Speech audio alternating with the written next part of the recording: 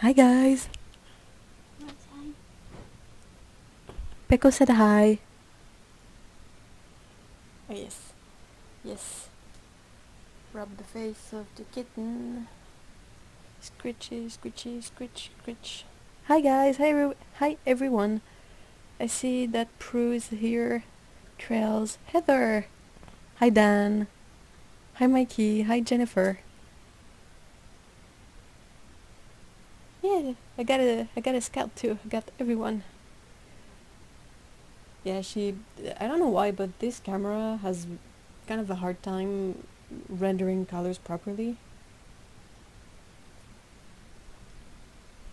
Hey, Patricia! Something is distracting her from outside.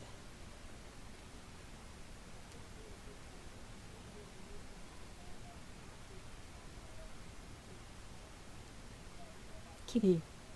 Kitty, kitty, kitty, kitty.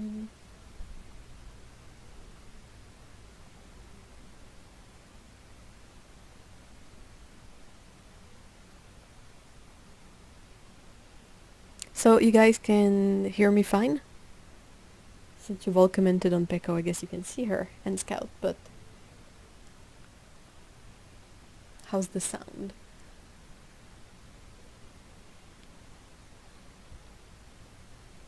She's a cutie pie.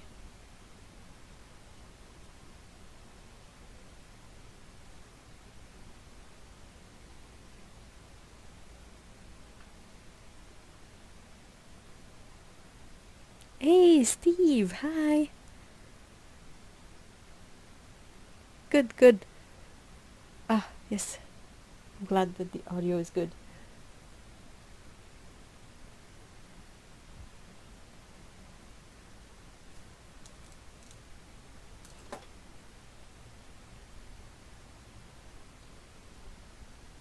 Hi, Tita Julie.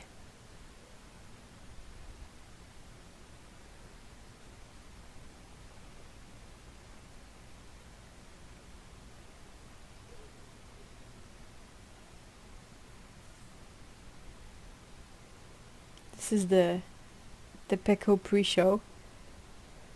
Are you really gonna flop on the table, cat? Are you? Are you? There's already I can see a couple of cat hairs floating on my water already. Nope, no flopping. Right then. Yeah, she really doesn't look as red as she actually is. Like if I could put her in the same camera with Scout, she would definitely be like bright orange. Both cameras they don't render the color properly.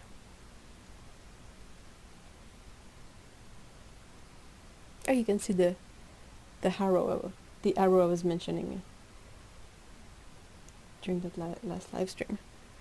Means the head is that way. Right?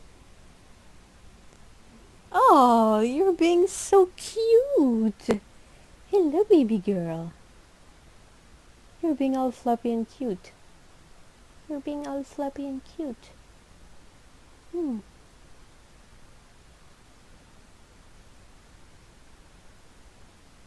I don't want to get bitten though. Qu'est-ce qui se passe, Scott? Qu'est-ce que tu fais? Tu boudines. Tu boudines. Tu sais, tu veux dire bonjour à tout le monde. Bonjour à tout le monde. Hmm. Yes, you're cute too. You're a cute baby girl. Hmm. Big floppy baby.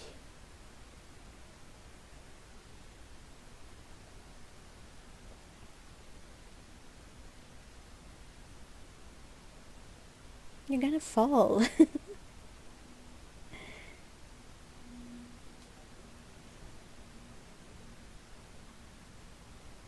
Yeah, it's floppy season. When it gets really hot in the summer, they just start flopping. Flop, flop, flop.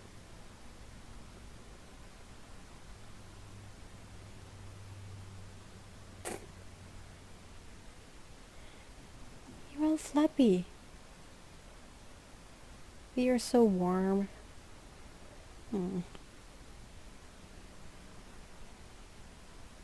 Maybe I should put the fan so that Scout has a bit more wind. She doesn't get as hot.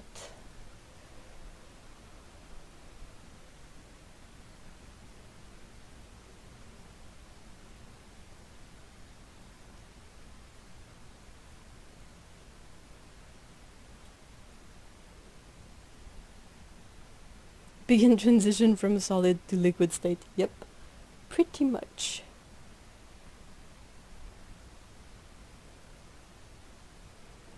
Oh, really? You're being so cute. We call that position the bunny dragon because there are some bunny paws here, but she always flops her head like upside down and she stares at us like Smaug from The Hobbit. So this is the bunny dragon pose. Hey Tsukaboo, hi! Okay, let's... What's your plan, Pickle? What's your kitty plan?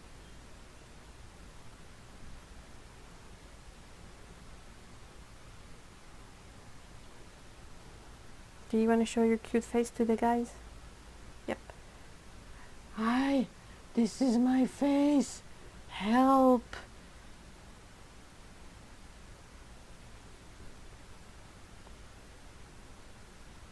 Oh no. Poor bunnies. Ooh, maple sausages sounds yummy. Sounds very Canadian. Alright, so what's up, Pickle? What's the plan? What's the big plan? Do you want to go to the window? I think she wants to nap, so I will go put Pickle back where I got her and we will get started. Hey, Amisha! Hi! Be right back. You coming with me? Ugh. This is a soft, milky kitty.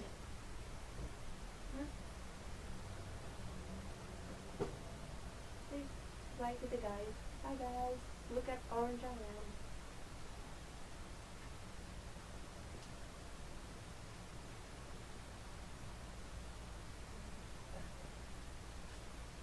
Just for them. Oh.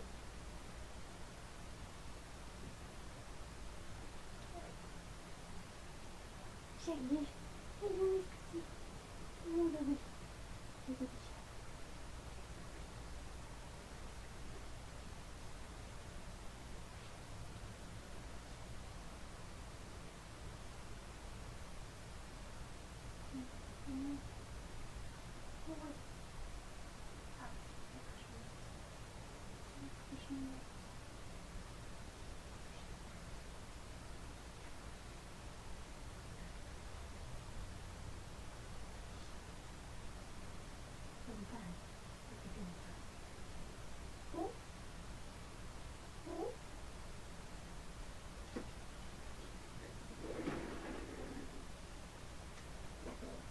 You're being so cute. Lucky queen. Lucky, lucky, lucky.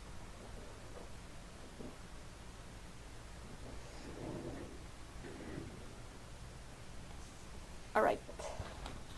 I am back. Oh, okay, okay.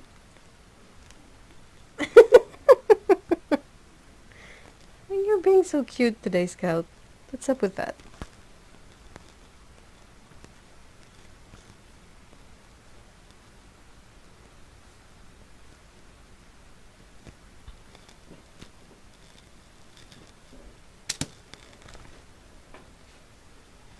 Alrighty, so I was doodling earlier and I think I'm gonna draw some cats at the farmer's market today. Just a quick drawing for fun.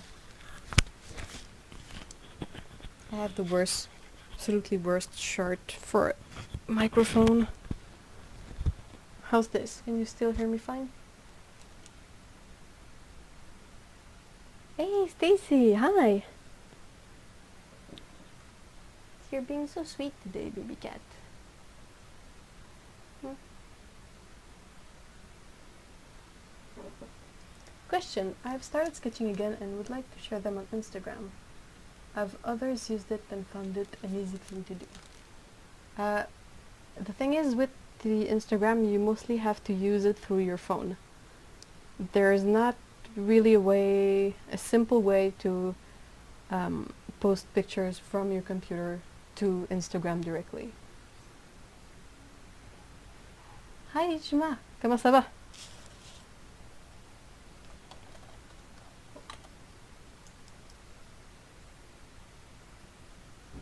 Yeah, I think you're right.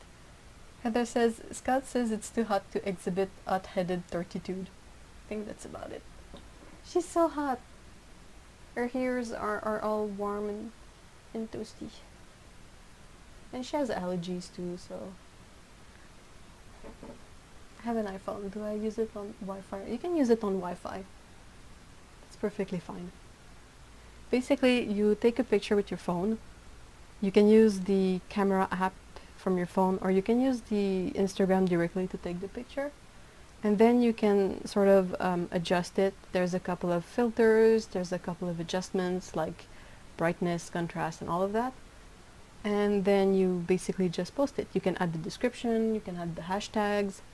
Hashtags, if you're not exactly familiar with hashtags, they're basically, you know, whatever that has this, the hashtag, the pound, the tic-tac-toe grid symbol in front of it, and it's a way to sort of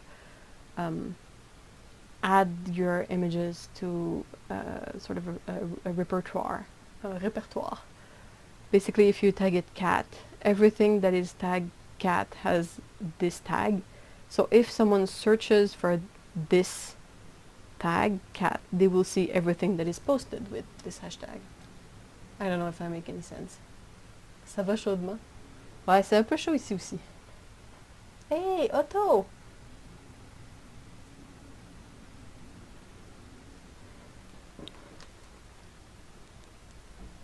I only have Scout on the cat cam today, but she's being super duper cute, so...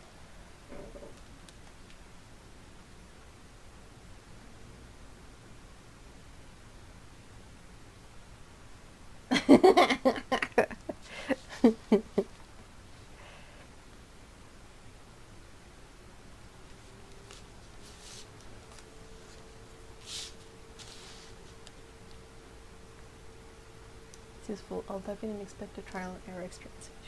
Yeah, it's not super difficult to maneuver, and it really depends on what you want to use it for. But if you want to use it as a way to connect with other people posting pictures, like your friends, your fellow artists, all of us, and if you want to share your photos or your art, that's a very nice platform for it. It gets complex if you want to make it something into like a real social media presence and have like a huge following and build up your following. That's when it gets trickier. But as a way to just share images and see what your friends post, it's fairly easy to use. Once you make an account, that's basically all there is to it. I'm glad you did, Otto. I was I was hesitant to mention that you missed the whole pickle part of the stream because I didn't want you to be sad. But you saw her, so that's good.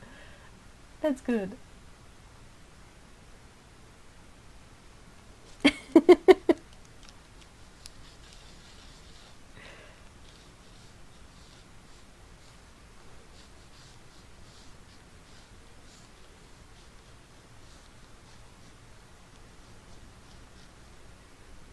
No, it's okay. Don't worry about it.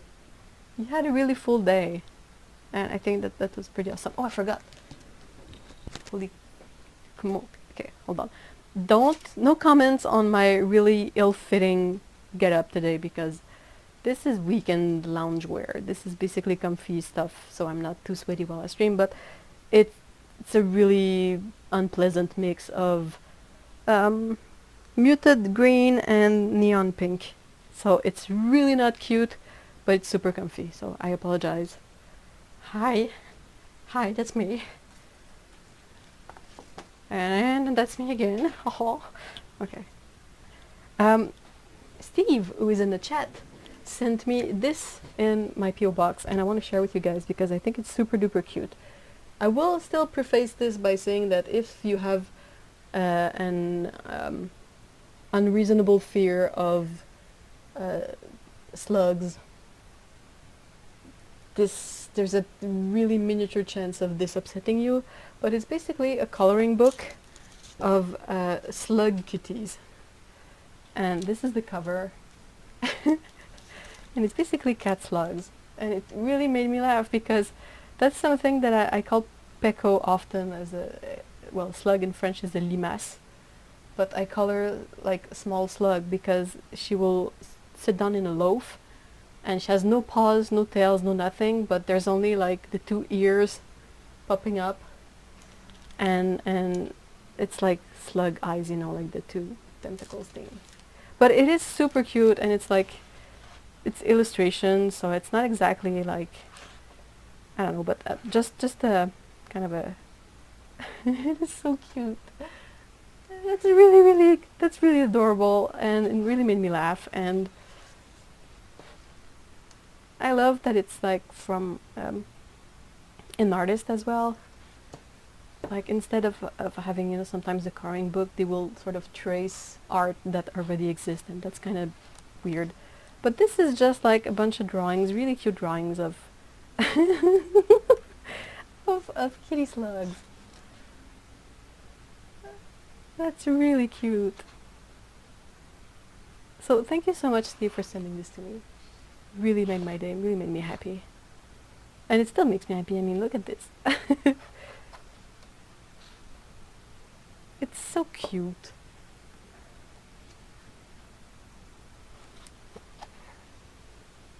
Yeah, I hope it was okay that I shared it. I mean, it would have been, I would have been sad not to, because this is really unique and cute. Oh my gosh, this is one big kitty slug.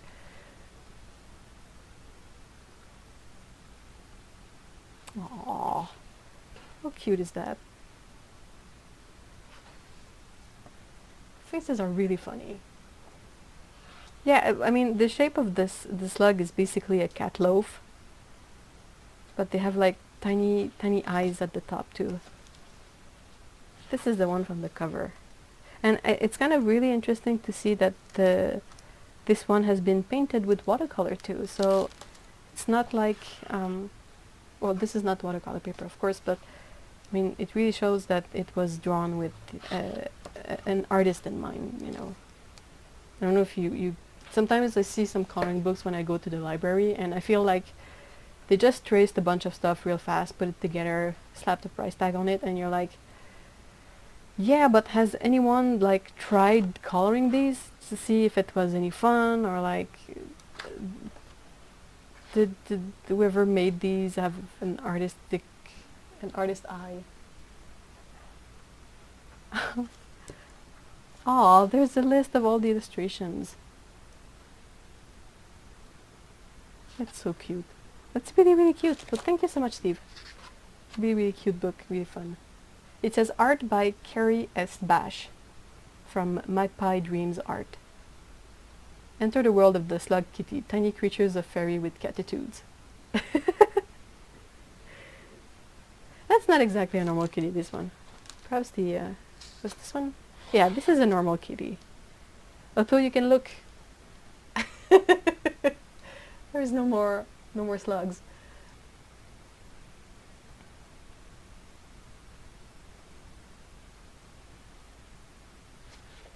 Right, so I will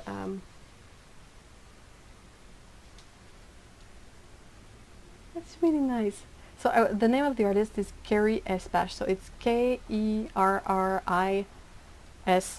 and Bash BASH. All right. Back to my sketch.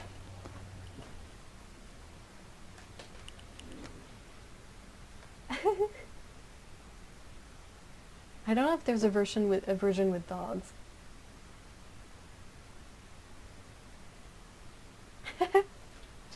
We don't get a lot of slugs here, but I've seen snails often. You know, the kind of yellow, pale yellow shell snails. I always feel sad when I see them on the sidewalk because I'm like, it's really not your fault that you're kind of a creature of very little brain, if at all. I feel sorry for them because they don't know any better.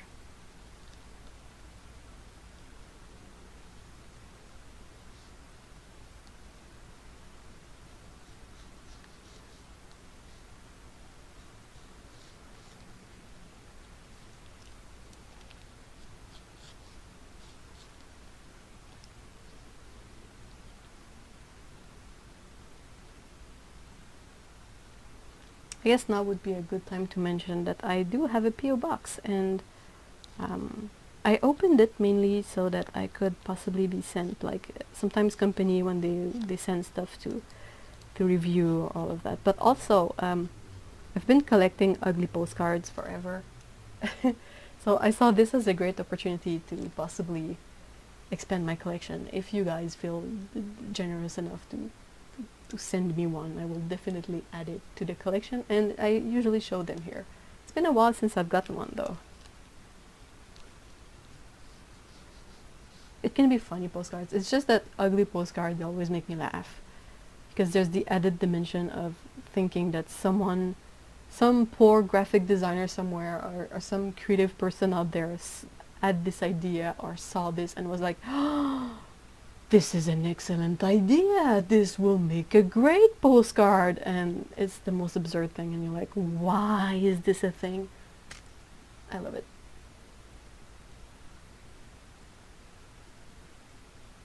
Oh, I didn't know that rabbits would eat snails and slugs. Huh. I thought they would only eat like vegetation.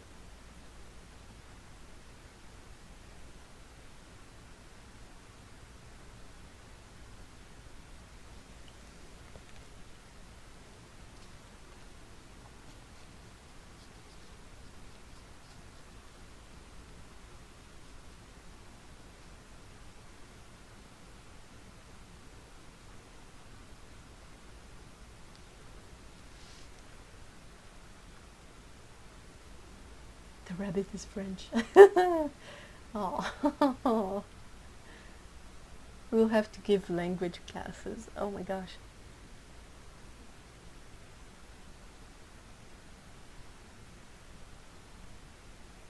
Our box turtles eat slugs. Huh.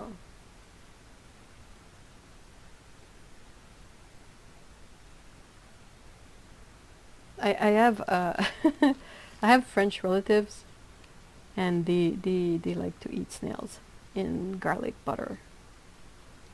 I kind of never took to it. I'm not super adventurous when it comes to food. Maybe I should try harder. Not necessarily with slugs, but like, okay, I'm just gonna ramble about this, and then I have a question for everyone. But the thing is that I was raised like everyone, because you sort of eat everything when you're a kid. You eat whatever your parents serve you. So dairy, meat, veggies, everything is fine. At some point, I started having issues with dairy, and there's no real way to help any of that. So that's a thing. But I also realized at about the same time that I don't really like the taste of most meats. I'm not super fond of the way we get the meat, but I don't think it's reasonable to think that we might eventually get to a place where no one eats meat. That's not gonna happen. So, you try to make perhaps the good choice, or to eat very little meat. But then again, I'm still faced with the problem that I find that it doesn't taste any good. And I was vegan for a bit, but it's really difficult to maintain in terms of nutrition and all of that for me. And I'm like, well, if I'm gonna go to the point of eating some meat in one meal, okay, just one meal, say, I will possibly try to go to something that is like was raised properly and is good meat. Because why eat meat that I find gross?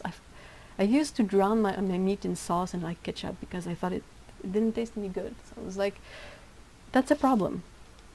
And that's the thing, like if, say I want to eat, I've never really enjoyed mussels, but that's maybe just because I've never had good ones.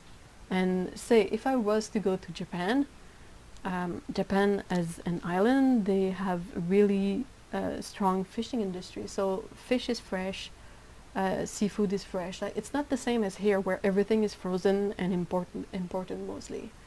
So if I was to go in Japan and I was in a place that is known for their fresh mussels, then I would try one there. Even if I've never tried them before and I don't really feel an impulse to try them now. I mean, if there is, like, that would be the time and place to try them. And if I don't like those, I'm never gonna like mussels. If you, if you know what I mean. Oysters, I'm not there yet either. The look and the texture is really off-putting. But I've seen some places that have like, say Japan again, they would have tempura oysters. So basically they're not raw, they're fried, and you're like, oh, that's different. And usually they really know what they do with tempura. So I'm trying to perhaps go to approach this situation on a more like thought out approach. Because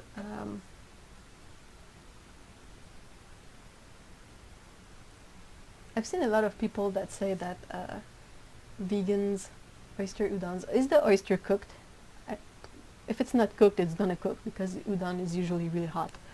But that's the thing, like a lot of people I've seen, like there's a channel on YouTube that the lady is called Unnatural Vegan, and she has interesting like topics at times, and she often says like, well, if you need the nutrition in meat, you can possibly go for the, you know, the tier of animals that don't necessarily have intelligence, and that's often like mussels and oysters and bivalves and, you know, that stuff. And I'm like, well, everything I've seen about those never really looked any good, but I'm open to the idea that it can possibly look better and taste better.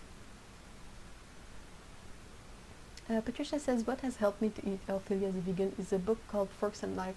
I think I saw the video documentary about that. And I've watched a lot of things, and I was like really vegan for a good while, but it's been kind of a bummer, and it's been difficult, and it's just tiring, and I don't like cooking. I don't. So I have a bunch of vegan cookbooks, and I never use them because it's all fancy things like, oh, make your own burger patties from, I don't know, chickpeas, and then you look at the recipe and they start at the point where you have to cook the chickpeas yourself, and I'm like, are you freaking kidding me? And even if I were to take canned chickpeas and save that step, still something like, oh, you blend it and you add this, and it's like I don't want to torture myself on top of already doing something that is difficult, you know? Ain't nobody got time for that.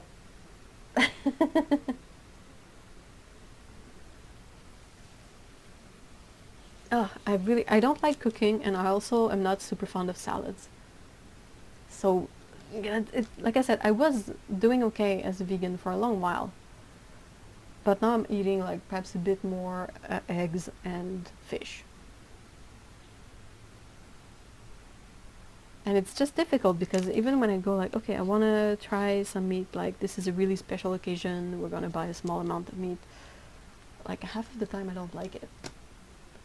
I just eat it, I'm like, ah, it's dry or it's not. Blah.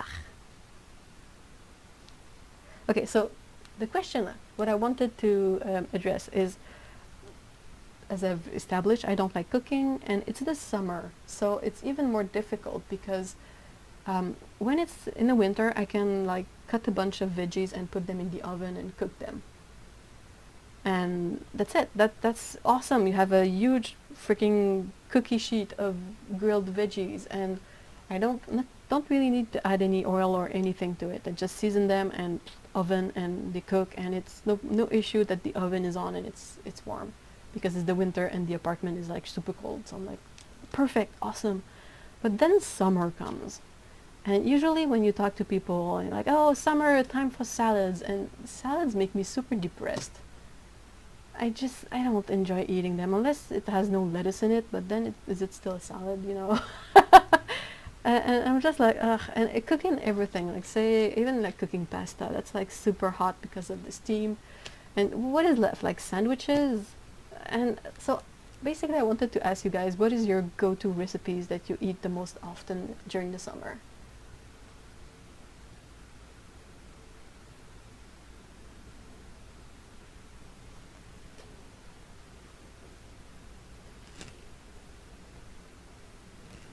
Oh no! Oh no, it's a kaboo. I was surprised to see that.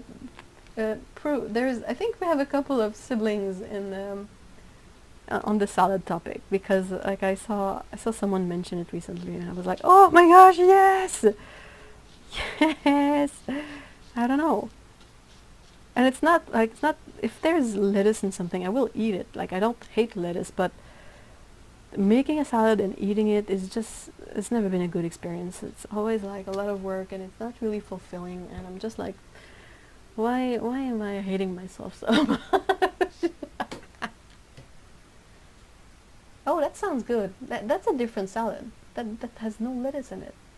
Hold on. I specifically brought a notebook and a pen so I could write down ideas. Uh-huh. Talk about prepared today.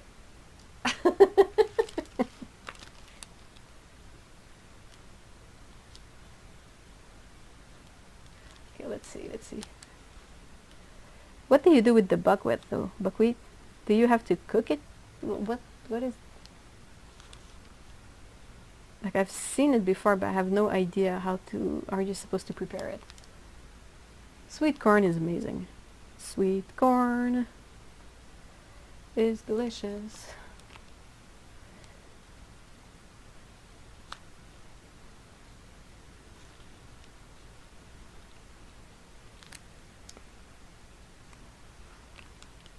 Raisins. I am not a raisin person, though I might possibly sub them by cranberries.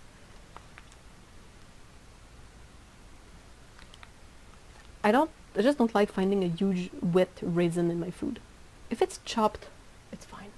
But I don't know, I've had too many experiences of biting into something and like the thing is a certain temperature or certain texture, and then you take a bite and you bite into a big cold juicy raisin. That's just so unsettling.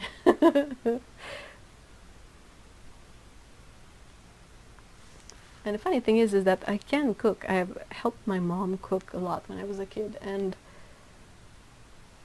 like there's something really interesting in knowing how things are cooked and how you have to cook them. I just don't like doing it.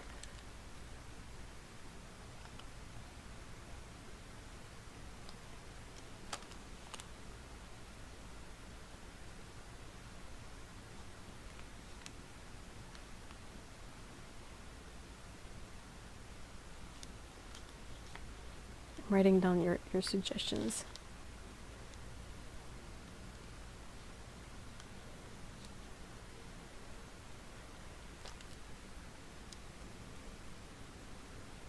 Yeah, it's paralyzed zucchini.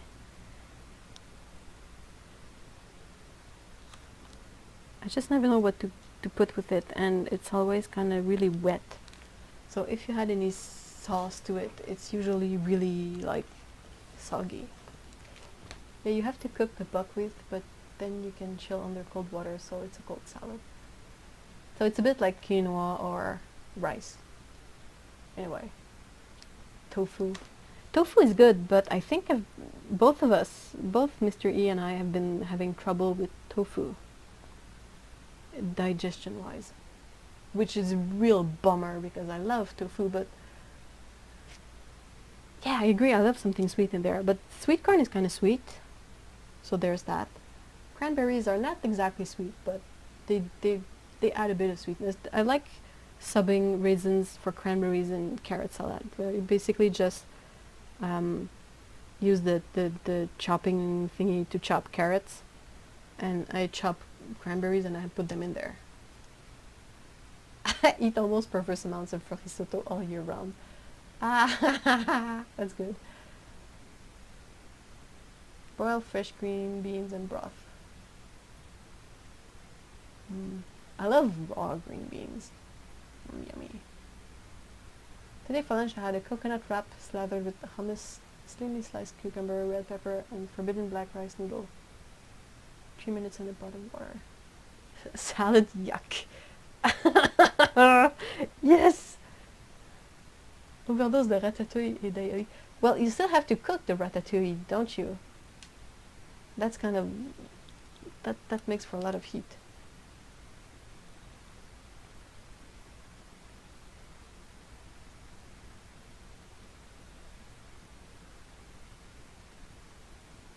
I bought a really tiny slow cooker because it still is a good way to cook stuff, and it doesn't, you know, make that much heat, and it's super tiny.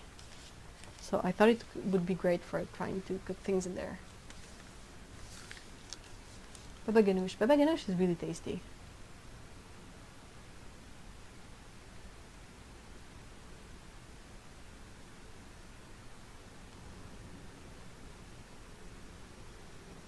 Ah man, Brussels sprouts are good. I'm on team Brussels sprouts. Sprouts are good.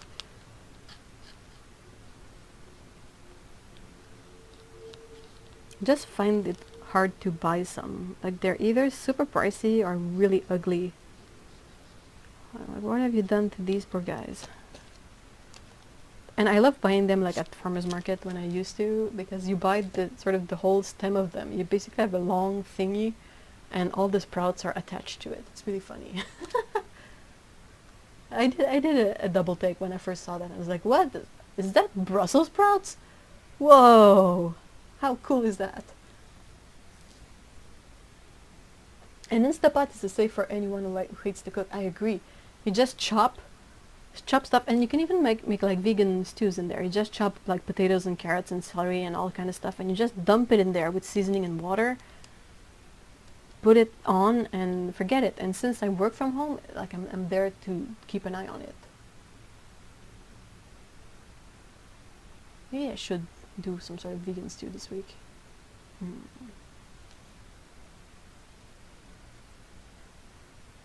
Quesadilla. Is on team anti-Brussels sprouts. Well, that's perfect. That way, no fighting over who gets to eat them. The team who likes them gets them, and the team who doesn't, they're super glad they can get rid of them. I don't have a microwave. That's perhaps the thing I should have said first. We used to have one, but I don't really like microwaves. I sort of actually hate them. Not for any kind of like the waves concerned. They're just big and noisy, and they don't have any features on them, and you can't control anything. It just bothers me. I think it bothers me even more now that I've seen like microwaves in Japan, what they're like, and I'm like, wait, you can select like the intensity of the what? No. Darn it. Asparagus is yummy. Hey, Epic Art. Hi, we're talking about food today. And I'm drawing 2 cats at the farmer's market, so it's not even off topic.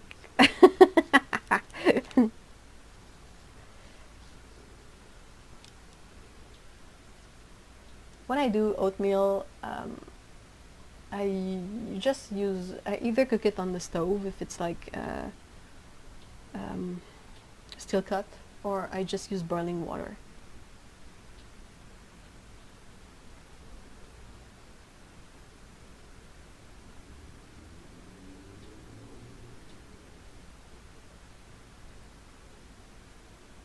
I've tried to do rice paper rolls and I'm awful at it.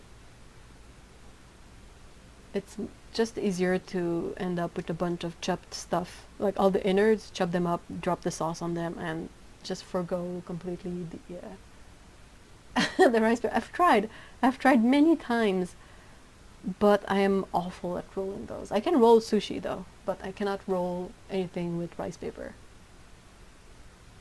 I've tried making them big, making them small, and I just...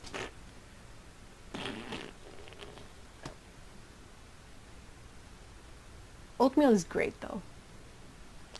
I'm sort of excited for the weather to be colder a bit so I can fully enjoy my oatmeal.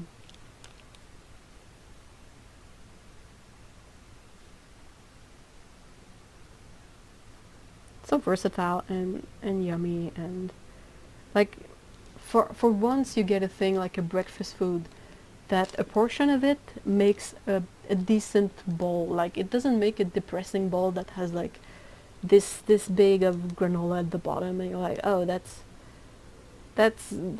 gonna be like so much sugar and so much calories, and I'm gonna feel so weird after eating that. But oatmeal, you can get like a, since it sort of picks up the volume of the water you add to it, you get a you know, a substantial bowl. And if you had fruits in it and nuts and seeds and whatever, like you get something that feels like a good start to the day rather than something that you take 2 bites and you're like, what? Wait, am I done? Cinnamon, nutmeg, sugar, and cranberries or dried apple slices. Oatmeal. And it's good for regularity. You know I had to say that. Oh my gosh. I used to not like oatmeal because I thought it had to be this super soupy thing. It was like bland and all of that, but I've taught myself to like oatmeal. I really like the idea, the convenience of it too. Like you buy this, a huge bag of like quick oats is like what, $3, and you have like a million breakfasts in there. It's good for you. It has fiber. It's good for cholesterol. It's good for everything, and it's inexpensive. And anyway, I'm on team oatmeal, I guess, is what I'm trying to say. I usually put cinnamon, like a metric ton of cinnamon. Some seeds, usually sunflower and pumpkin, because those are the cheapest seeds. And yeah, whatever else I have. I prefer fresh fruit or dried fruit, but okay, really breakfast talk. If I'm having cereals, I will have freeze-dried fruits in there, but if I'm having oatmeal, I will have fresh or dried fruit. Because it's not the same. The freeze-dried stuff in the oatmeal is really not fun to eat. But the fresh stuff in cereal is also not fun to eat. It's like it's not the proper ratio of wetness. Oh, smoothies, yeah. Finally, smoothie season. Though, smoothies is good for breakfast, not necessarily for lunch, unless you want to have breakfast for lunch.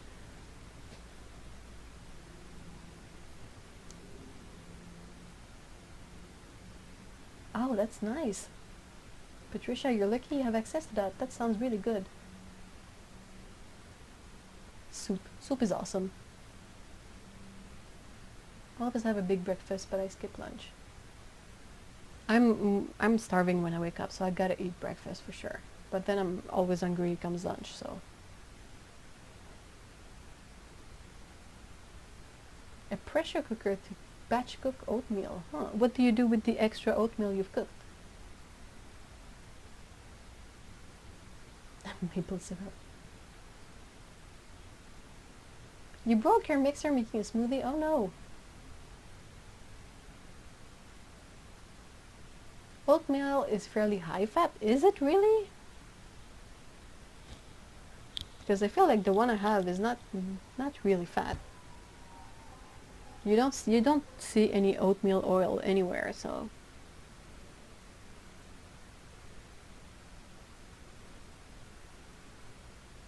Freshly thawed frozen food. Yeah, I've seen a lot of people. Oh, oui, Juma, tu peux me contacter sur Discord ou si tu regardes sur ma section About sur mon channel YouTube, il y a un courriel que tu peux m'écrire aussi. C'est genre boltvolt@gmail.com.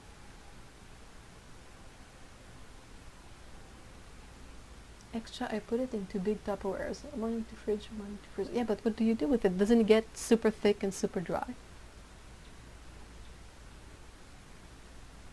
I've seen a lot of people like prepare the oatmeal, add the frozen fruits, and then microwave the whole thing together. So it all sort of melts and becomes gooky. Oh, that's so much work for a smoothie, Tsukabu. I mean, it looks great. But usually when I make a smoothie, this is me making a smoothie. Open the freezer, grabs any bag of like frozen fruit and the bag of frozen mango, adds fruit and mango, adds water, adds a bit of stevia sweetener because frozen fruits are never any sweet, and I blend it, and that's the end of the smoothie. I have extras, but I'm just like, oh my gosh, I'm bothered with everything in life, I guess.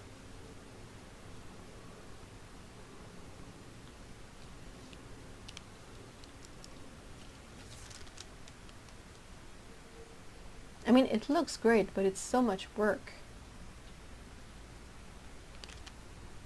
I'm really not like this. I don't know. I always find that the more elaborate I get with something, the least I enjoy it. So I usually keep stuff really simple.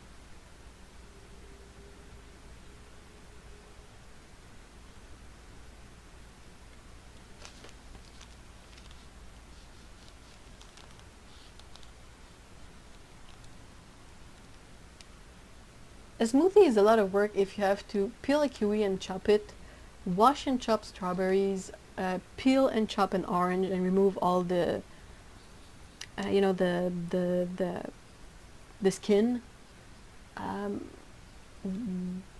Kale. Well, I like kale, but I'm picky on it, and you have to remove the seeds from the cucumber, and you know, that's a lot of work to me. I told you my smoothie is. Oh, is it pith? The name of the skin on the orange? Because that doesn't make for a really smooth smoothie. And the worst pith is the one on the grapefruits. Bleh. Bleh.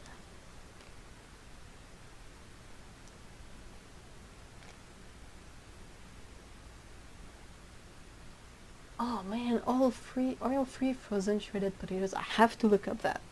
That sounds great.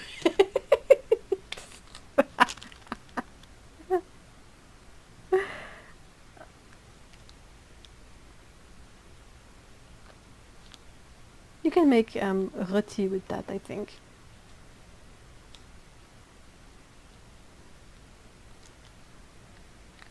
Don't take the pith. Yeah, I usually buy like canned mandarins when I need oranges for stuff because I'm like, I am not doing orange supreme, no way. You know when you cut off the peel and then cut each, and then there's like juice everywhere and it takes forever to clean. Okay.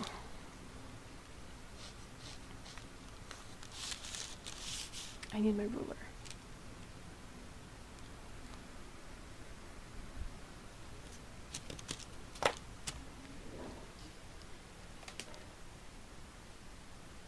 Did you take my ruler? Did you take my ruler? Oh yeah, really? Interesting. Scout is making a lot of noises. It's really cute. I can't find it.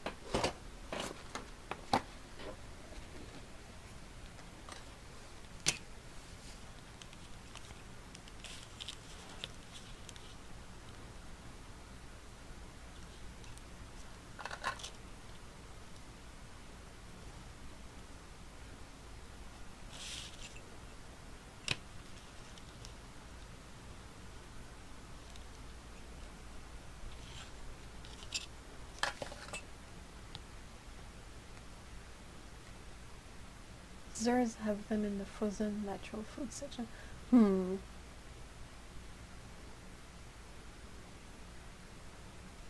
you can hear Scout.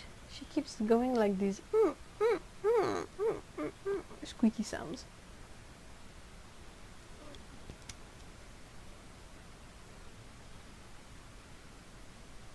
Hey, Ian. Hi. Yeah, the notifications are not super duper great. Like sometimes YouTube forgets to let people know about live streams. Orange livré, frosted orange. I saw that now my grocery store has frozen mandarin segments, but they seem to be the ones that have the pith. And I'm like, nope, no way.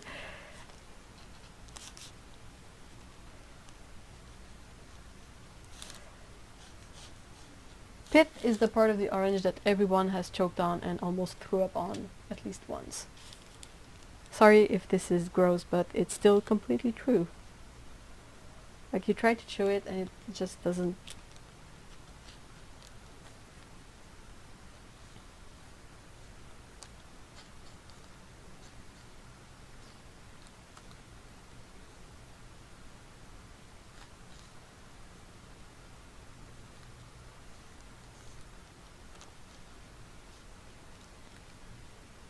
Oh, popcorn. That's the one thing I really miss having a microwave for. Just because it's just so much easier, but Otto has shared with me her super stovetop popcorn recipe, which is basically the one that was on the package of popcorn kernels, but I had never bought popcorn kernels before, so I would not have known.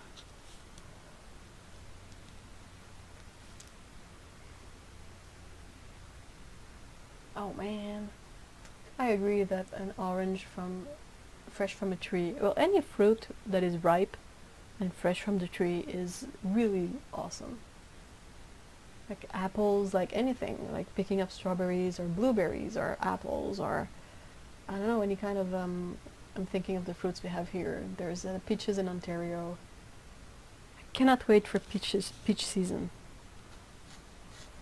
Peach season is the best.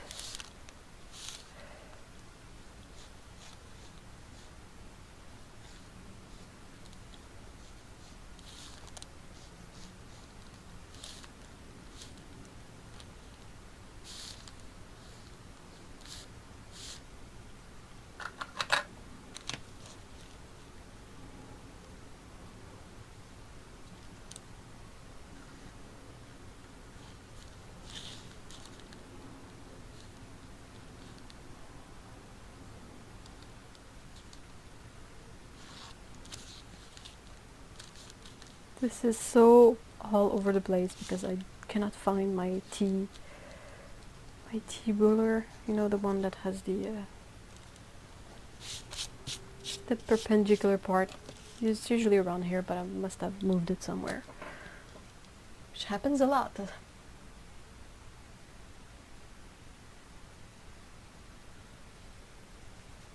That's funny. I find that popcorn on the stove has a lot more fat than popcorn in the microwave. In the microwave, you basically all you need is a brown paper bag, like you know the small ones for lunches. You dump your popcorn kernels in there, you fold the top a couple of times, and you put that in the microwave. No oil, no nothing.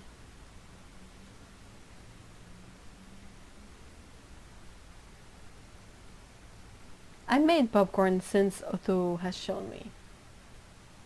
No, I don't like the kitchen. The only foods that I can sort of always so far muster some kind of patience to do is sushi, oddly enough. But that's only because I have a rice cooker. If I didn't have any rice cooker, I would have nothing to do with sushi. And possibly homemade pizza.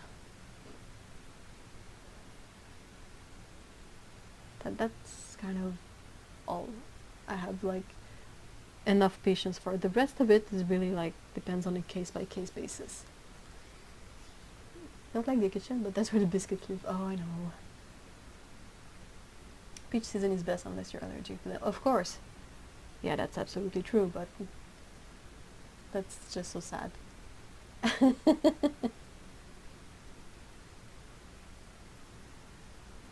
Good things cat don't need their humans to cook for them. Oh, that is so true. Yeah, the pre-made microwave popcorns, that's true, they have a lot of fat in them. because there's all this like oily part at the bottom of the bag where they put the oil and the flavor and whatnot.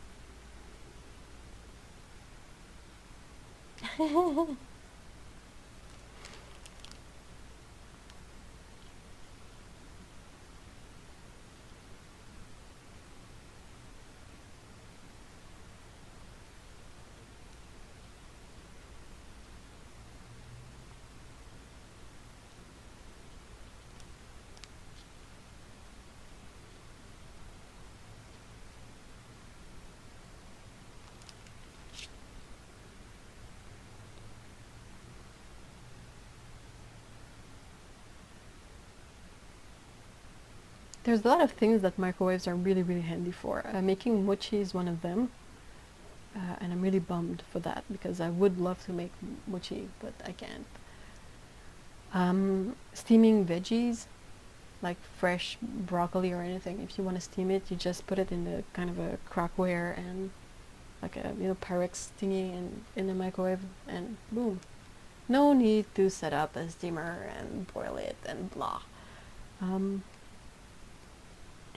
Every kind of like leftovers that you want to reheat in the microwave is really easier for that. Mochi is really fun to do in a microwave, and it's really easy. It's kind of it's a bit messy because mochi, when you microwave it, it sort of inflates and it's sticky, but it's really easy to do. When you buy the box of mochiko flour, there's usually the recipe for microwave mochi on it.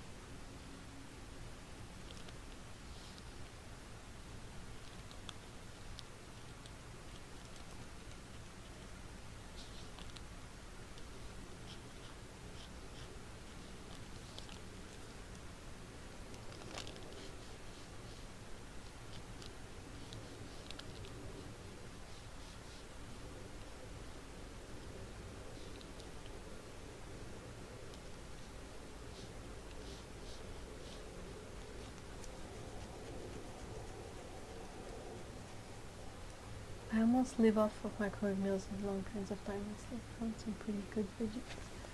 Yeah, but microwave are really handy. That's pretty cool. Amisha says, I can actually cook in a microwave. We got our first microwave in 1970. There were no microwave ready foods back then, so we had recipes. I think I saw some of these books, like as hand-me-downs. Like, there was always some kind of odd nowadays ways to like cook everything in the microwave, and you're like, why would I cook a whole chicken in the microwave? But I understand that it might have been something part of the trend when it first came out. Man, those microwaves were like immense and heavy.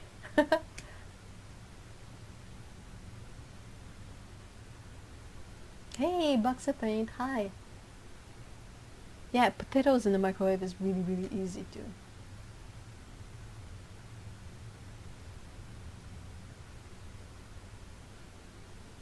Yeah, that's true. Stephen says, microwaves are good to have along with batch cooking since you can quick reheat a portion of oats or beans or whatever.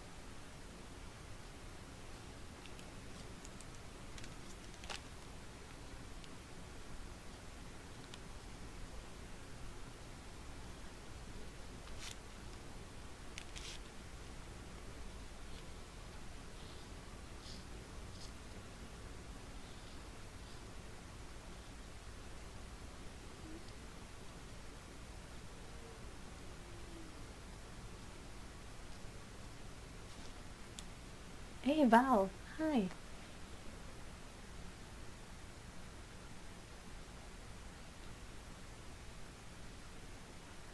I need water. Moo. Moo.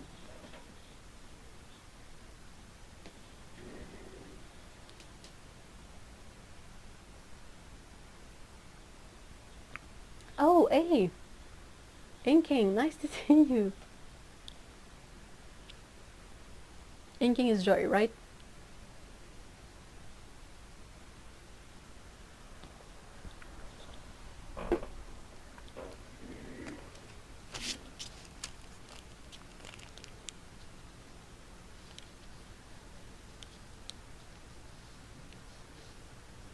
Oh, I spy a pickle. Salut Minette. Hold on, let me show you the pickle. Where is she? There she is. Okay, I know this is on the side, but still, it's a pickle.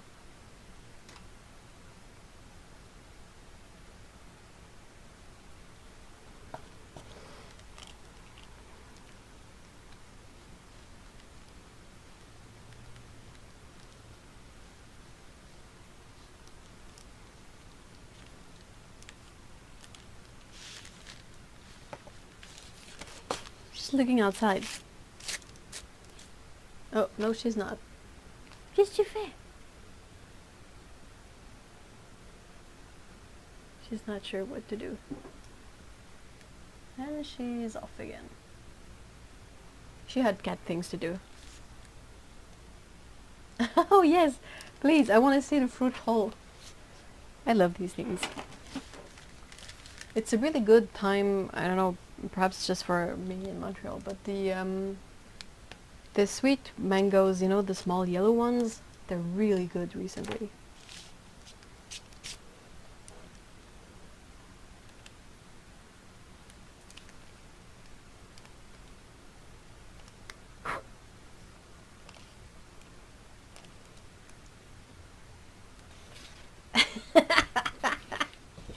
Yeah, no, she's not bothering me, she's just being cute.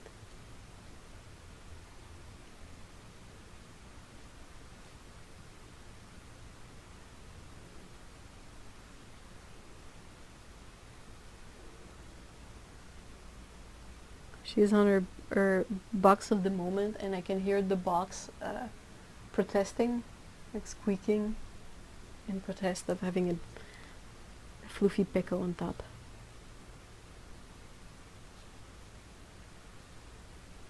Ah, the allergies are so bad today. Ugh. Hey, son. Well, thanks for the food brainstorming ideas, guys.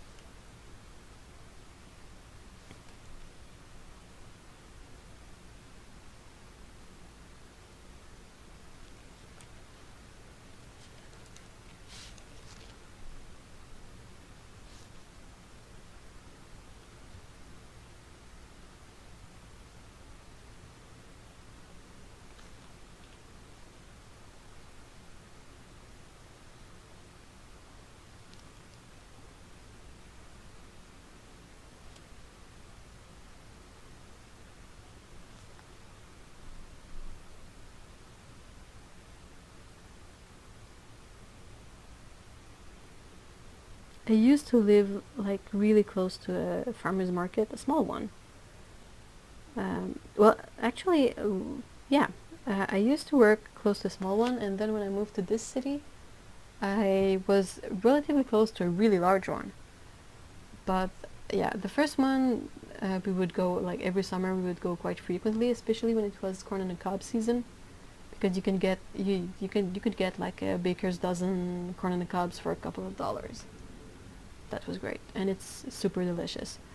Then when I moved closer to the big one, I didn't have as much time to go because I was in school at the time, like the more professional teaching school. So I would have kind of big weeks, and I would work part time for most of it too. So not necessarily a lot of time to go.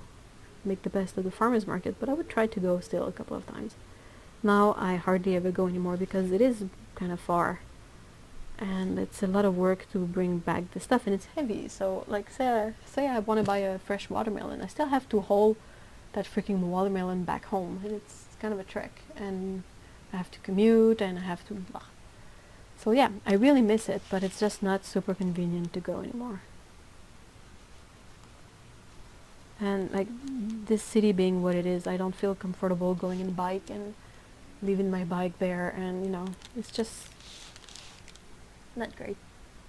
Oh, I think it helped. I think I will at least start from there and see what I can do.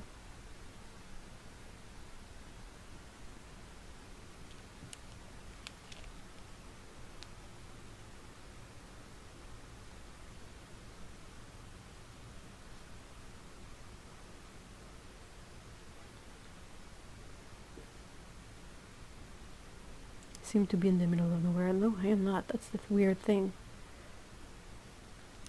I'm on the island of Montreal, which is technically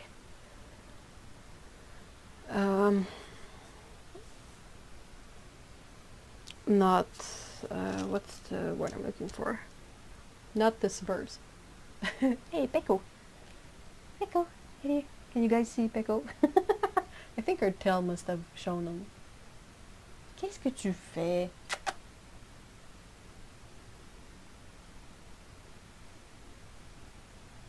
She's bothering me. But yeah, I'm on the island, but I live in an area that doesn't have a lot of things nearby, apparently. Like whenever I try looking for something specific, there's nothing. Like, oh, I need to bring my bike to the bike repair shop. There is not a single one nearby. And it's kind of silly to have to commute to bring your bike to a bike repair shop. We don't have that many nice restaurants. There's only like the perhaps the sushi place we often go to that we really like. And yeah, like there are things, but compared to other areas of this city, there's not much around here. Whenever I look at the map, it always cracks me up because, like, let's say this is the island of Montreal. I'm really making this rough. Let's say I live here, and every time I look for like stuff, like, hey, where is this thing? Where is the bike repair shop? Where is this? I don't know. Basically, there's this area around us that has nothing, and everything starts being like outside of this area, and it's always kind of the same size area, and I'm like, why is there nothing around here?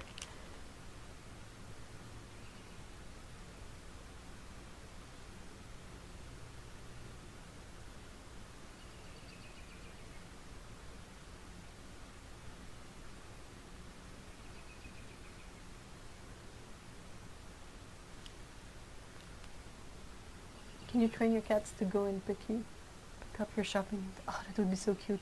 They would get so lost though.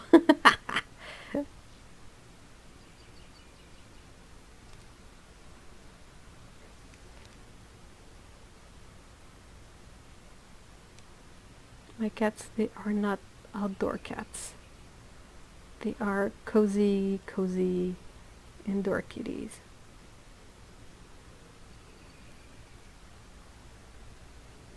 I am a watercolorist and my city doesn't have water. Help. What do you mean you don't have water? That sounds really bad.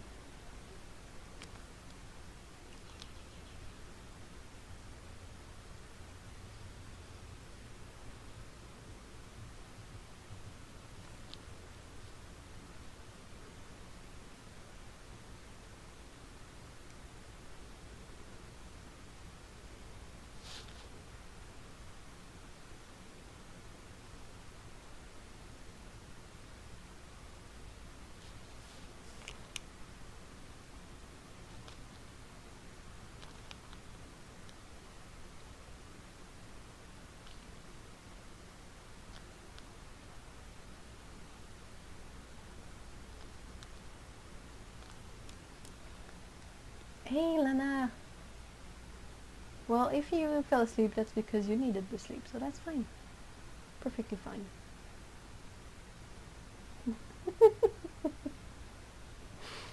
Val says, I think I trained my dog to be a mattress because that's all he does. It's funny.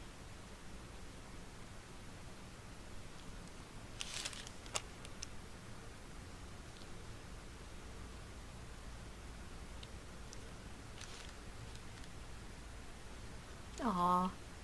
Well, I'm happy you could make it, Lana. That's pretty cool.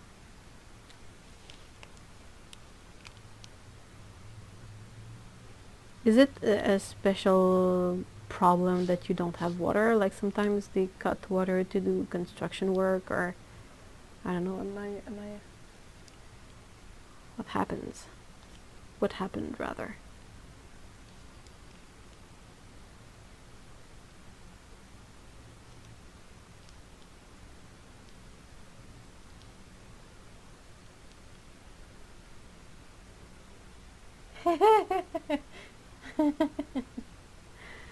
Are you referring to what you were talking about on Discord, Prue?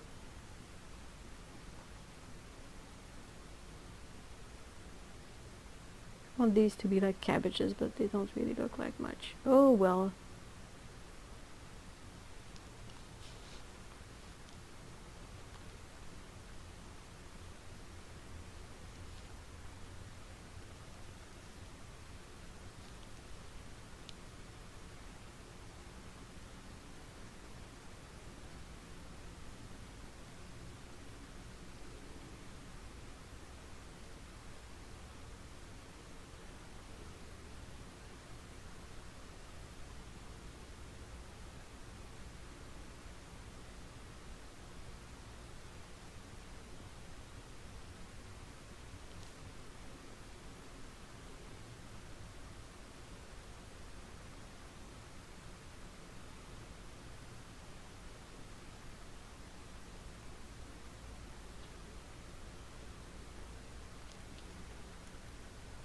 There was a leak of petroleum or something like that. It won't be fixed in at least 7 days. Oh my gosh, that sounds awful.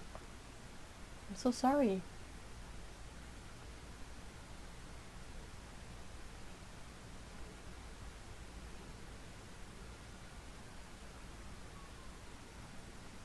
You got temporarily banned on the Discord channel for something you didn't do.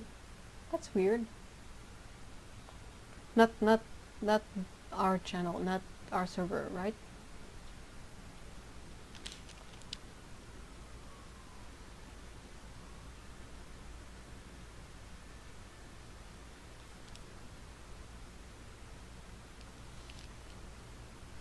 Oh, I forgot to ink the tail.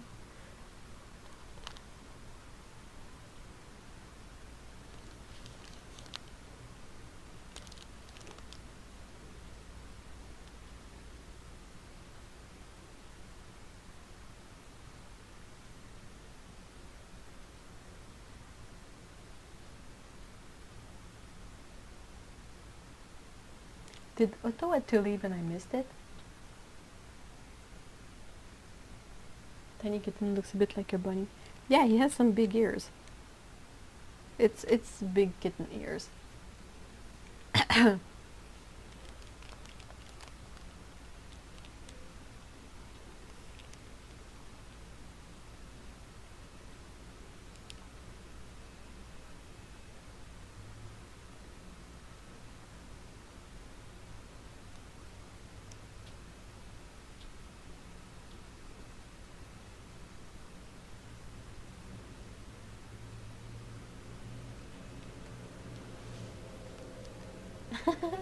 That's so cute. Hi, Maureen.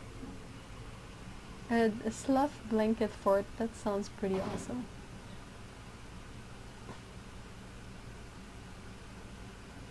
Oops, there's a big freaking truck out there.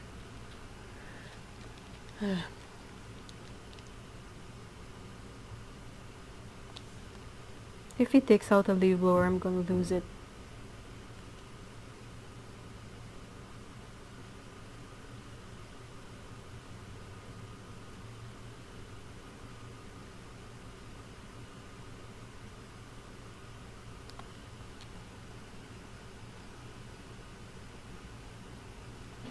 They're bringing water in trucks. Oh, wow, that sounds pretty catastrophic, to be honest.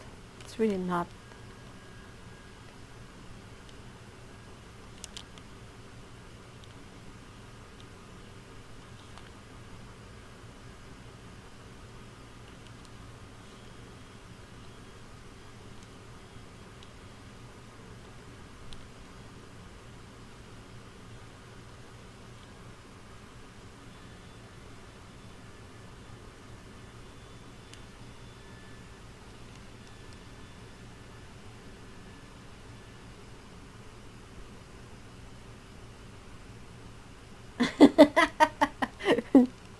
Yeah, that you showed that teacher. Maureen says, I had an art teacher once tell me to make darker, deeper art, but yet here I am drawing a sluts in a blanket fort.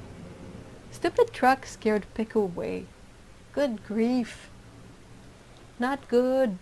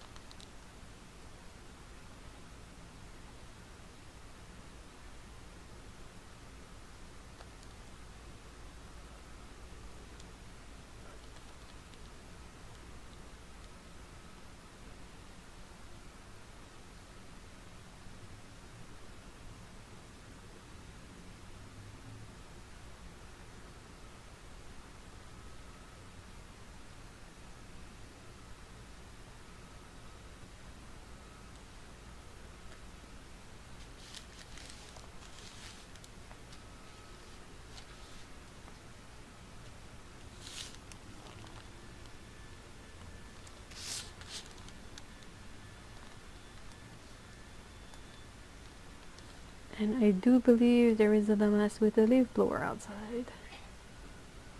And someone coughing up a lung. Yay, summer! Right!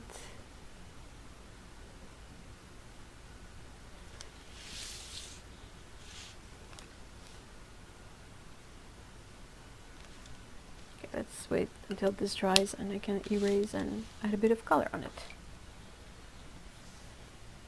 I think Canadians are obsessed with leaf blowers. Oh no, a leaf on the floor, I gotta blow it away. Gosh forbid I would ever grab a broom or a freaking rake.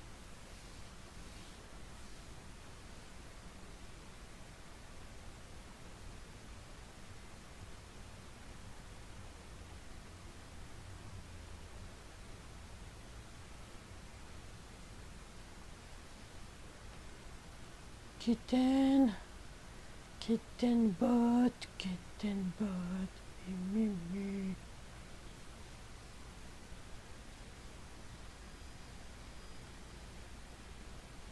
Which paints should I use to color this up?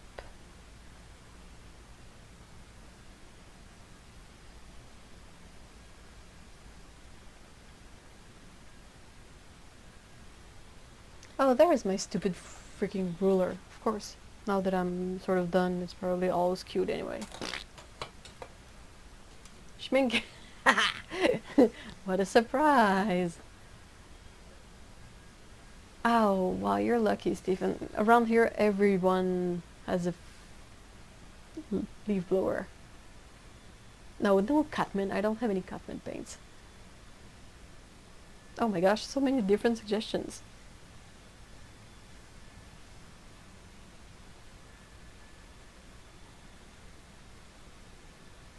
Question, does anyone else have trouble trying to do self-portrait? Yeah, that's why I draw myself as a cat. It's much easier.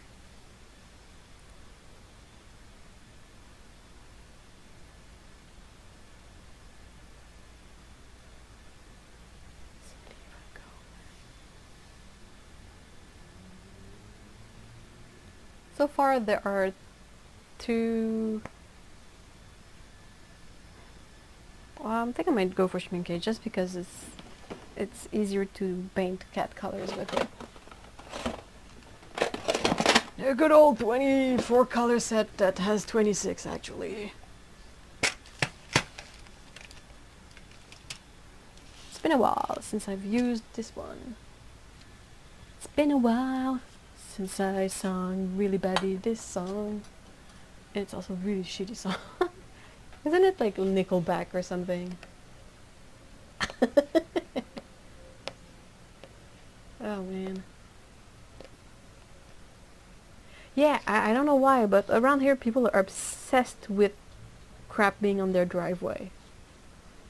And the resulting behaviors are absolutely insulting and offending and gross. It's either leaf blowing the offending stuff, or using a hose, like a water hose, and wasting all this drinkable water just trying to wash the freaking driveway. That drives me insane. I once saw a guy do, I think he was, oh my gosh, he was like wetting the lawn. It was, what's the word I'm looking for? Anyway, he was taking care of his stupid freaking grass while it was raining, and I was like, do you have to be shitting me? Sorry, I said a bad word, but this really annoys me. It's like, it's, what's the word I'm looking for? When you stop working. I have the word in French in my head, but I cannot find the word in English. You know, when someone has worked when someone has worked all their life and they stop. A hose, H-O-S-E, not a hoe. Oh my gosh, what?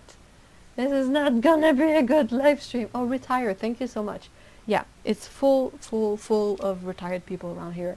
And it would seem that retired men have nothing better to do than freaking blow leaves and wash concrete.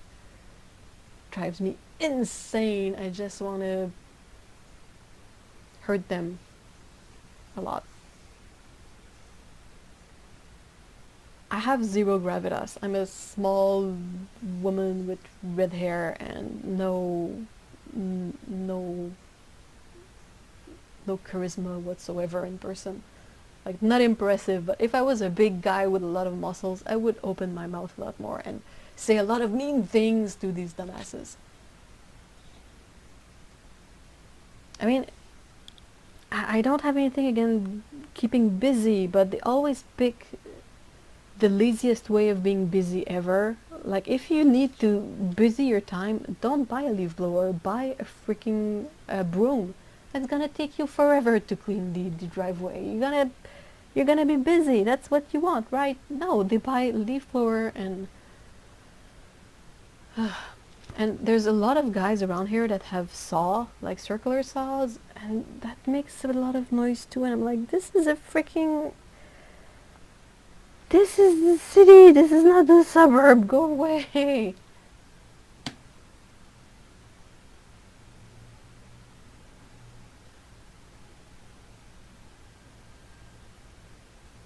Oh, that is so cool. Tsukaboo, that's a great retirement plan. Tsukaboo says, my dad's retirement plan was to sell the house, buy a motorhome for the cats and dog, and travel the country. Aww. Their yard becomes their freaking job. Yeah, but they don't do... I would say they do a really poor job at it. Yeah, Patricia, I think you're right. Patricia says it's not about being busy. It's about what can I use that has a motor and how loud can I make it. that's that's really good. And they like to complain so much. Like, he's gonna hear me someday, but I don't really care.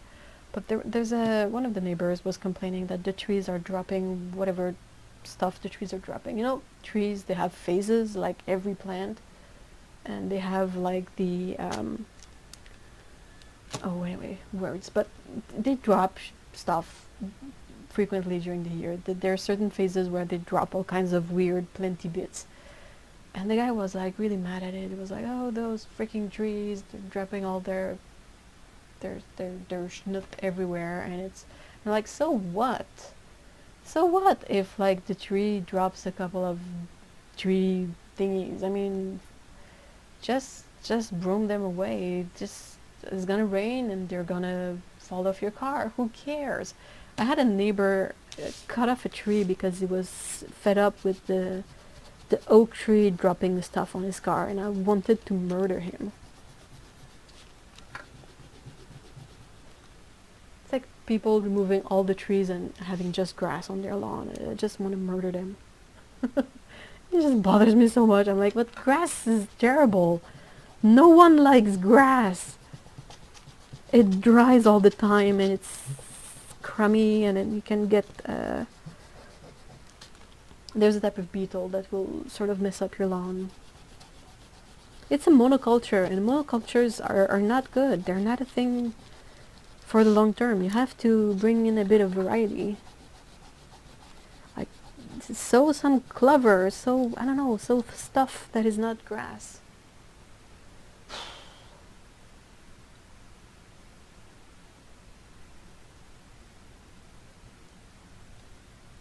Yeah, my parents are retired now, but my dad keeps busy, and he doesn't have a bunch of noisy stuff. Like, if he found other hobbies than just being annoying.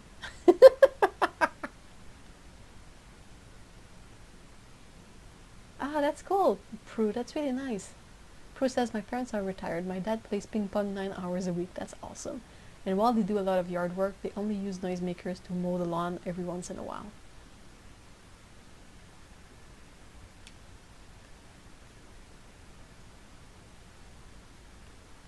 Oh, that's awesome, Juma. I love that you guys are sharing all these retired parent stories.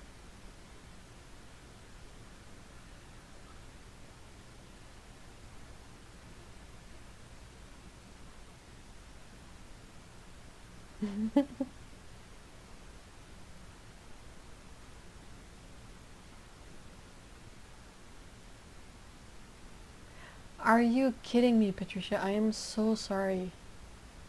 I am so sorry you have to deal with that. That's awful. Patricia says my next door neighbor has set up a sawmill in his driveway next to my windows and goes at it from 8 a.m. till 9 p.m. Oh, I would call the cops on him, I think. And depending on the neighborhood, I'm not quite sure you're allowed to be that level of noisy all the time. Unless you have perhaps a permit for doing housework or something.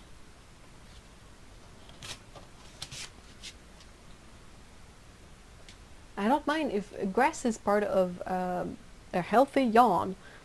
I would have grass with a bunch of stuff in too, like clover, like oh, what's the word? Is it thyme clover? Anyway, you can get a lot of small plants that will not grow very tall, but that will add some diversity to the lawn. And since they don't grow vertically a lot, you don't have to mow as much. Like, I don't understand this idea of removing everything and having just grass that you keep a couple of inches long. That's just terrible. It just bothers me so much. Sewing up a buddy. It's an illegal tip.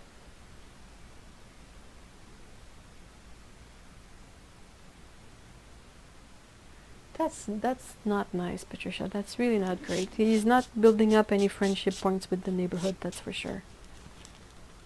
Oh no! There's a thief in his house. Yep. I mean, that's just bothers me when someone is like, well, I don't care about the rest of the neighborhood. I'm just gonna do my thing and screw the rest. I mean, if you want to do that, you move to the countryside where you have acres that are your own and no neighbors nearby, and you bother no one.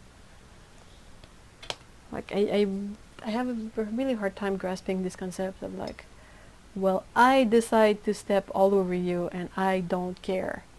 I'm like, how can you even function as a human being? And you can also have lawnmowers that are mechanical, like you have to roll the blades yourself. It takes a lot of time and it's a really big workout, but makes a lot less noise, and you get a good workout out of it. I mean, if I had grass to take care of, this is what I would get.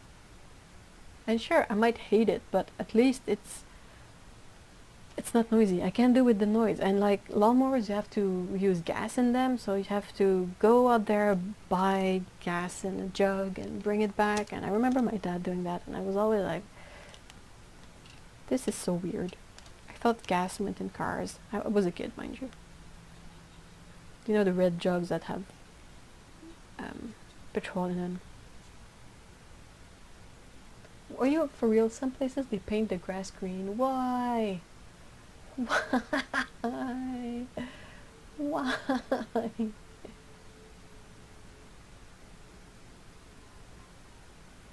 You know, that's another kind of not good, Lana. Lana says, we had a neighbor calling cops on us for talking in our garden.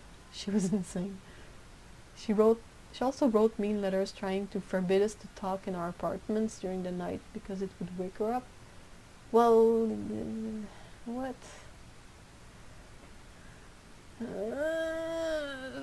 Why? Why? My gosh. This is not making me love humans. I just can't.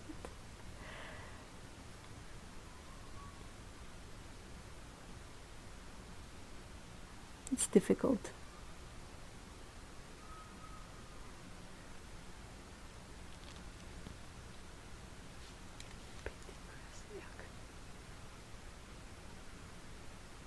He claims he needs to do it because he's on disability with PTSD. Bullcrust. Yeah, you would think that the noise and the sawing and everything would possibly be more like a trigger for the PTSD rather than something that helps. He's full of crock. Full of it.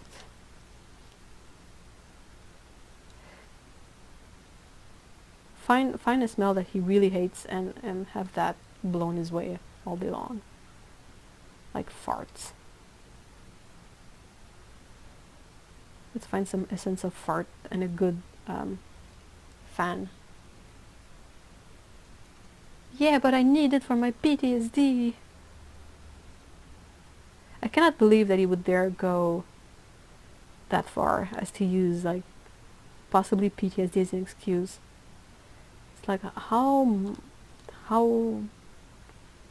do you want the rest of us to perceive you? Do you really want us to perceive you as a garbage person? Like a garbage human? Not someone who picks up the garbage. Those are quite nice people. But like an actual garbage human. No offense to the good people in chat, but there's a good reason an antisocial novel. Yeah. Oh yeah, the electric lawnmowers. I had forgotten about those. There's always a risk that you will mow over the cord though.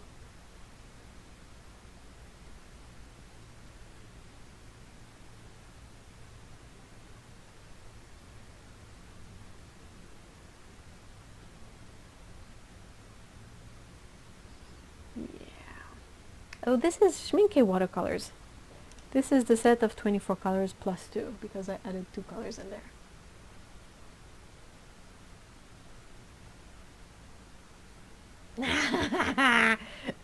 Patricia, that's a good one. He's triggered by the sound of sirens, so I did have a fantasy of getting a recording of and pointing at him when he's snoozing in the backyard.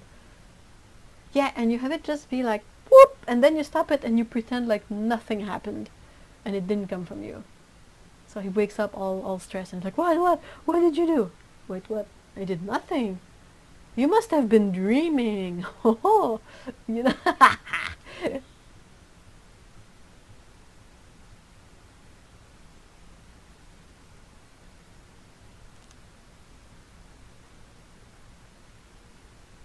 Oh, you're really lucky if you have easy access to Schminke. They are super nice. I really like them. They are such a reliable paint. It's a bit baffling. Like you wouldn't expect something so consistent and colorful and reliable. Okay, so of course I painted one of the cats orange, but what color should the second cat be?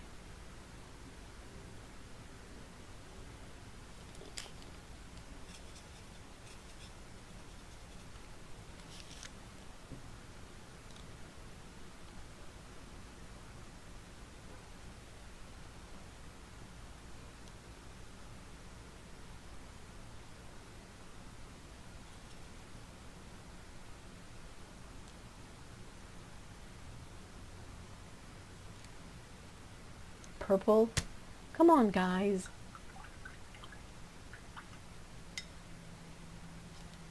They have cordless e-mowers, like Roombas. The Roombas are insanely noisy. I had never expected that, but they are so loud. I thought I might like get one eventually. I was like, hey, this is cool, you know, you get it to do, but the noise, I mean, it's unbearable. White with grey spot. He has the old last stitch, old last stitch. Aww. Yeah. Patricia. I'm not really, on one hand, I'm not really surprised because you're talking about a bunch of Canadians there and we are so passive aggressive. People think we are really nice, but half the time it's just being passive aggressive and not wanting to have a confrontation and just being like, okay, well, I'll be nice. I'll play nice. Calico. I could do a diluted calico, so we would have a cat that's white with grey spots and the orange ones.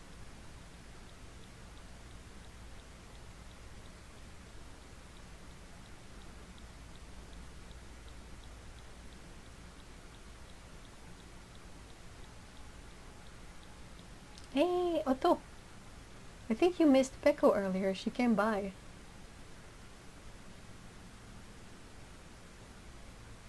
Like the one in Maison du Magui.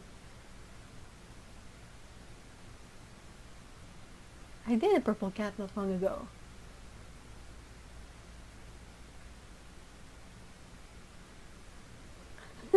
But yeah, that's the problem with Canadians. I mean, we don't like fighting. So whenever something is really unpleasant, it takes really a really deep level of discomfort to act on it. I know I'm that way. I just can't do confrontations. I really can. Hate them.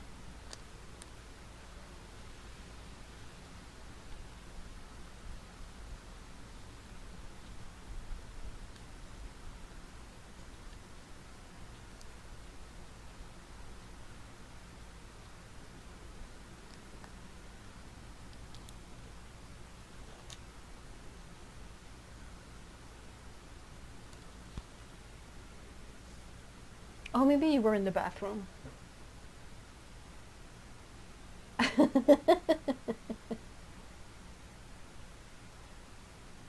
Aw, they have a white one called Guillaume. That's cute.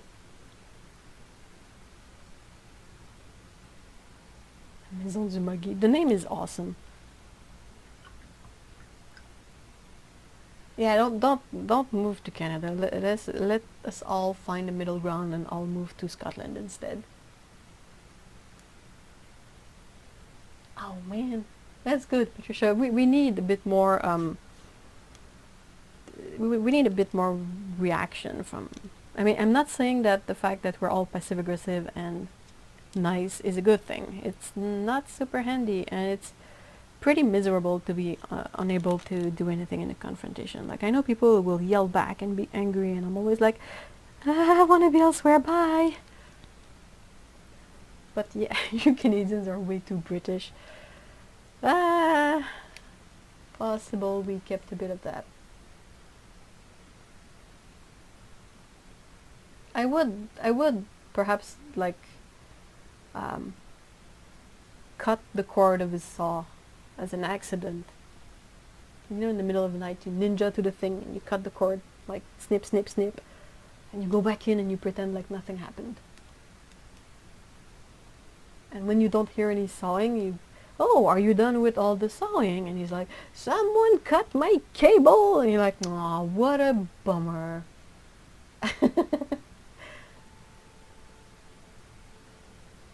Yeah, Scotland sounds awesome.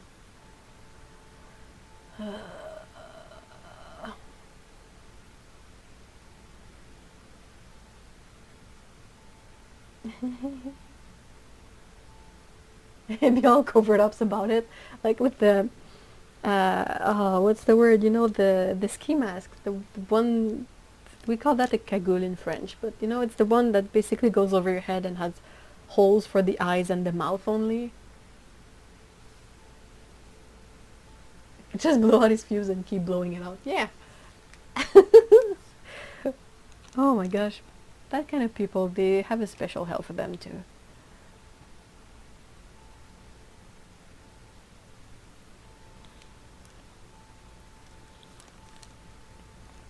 I think someone is either dead and having a funeral or getting married. Because this is usually not the time that there's the service at the church.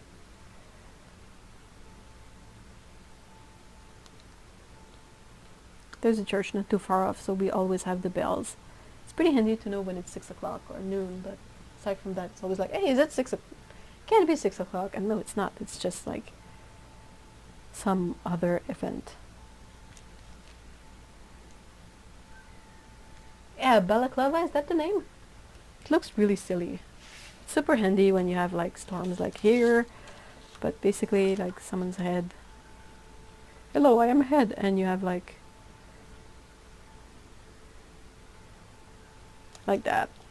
You know, the standard thief gear. Oh my gosh, I need to get rid of all my stuff and move to Scotland.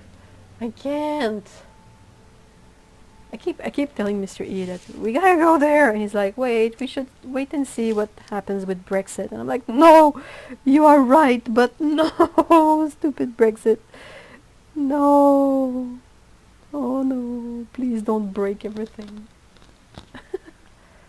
Oh my gosh, 22 is such great weather. And I'm like, I'm a sweater person.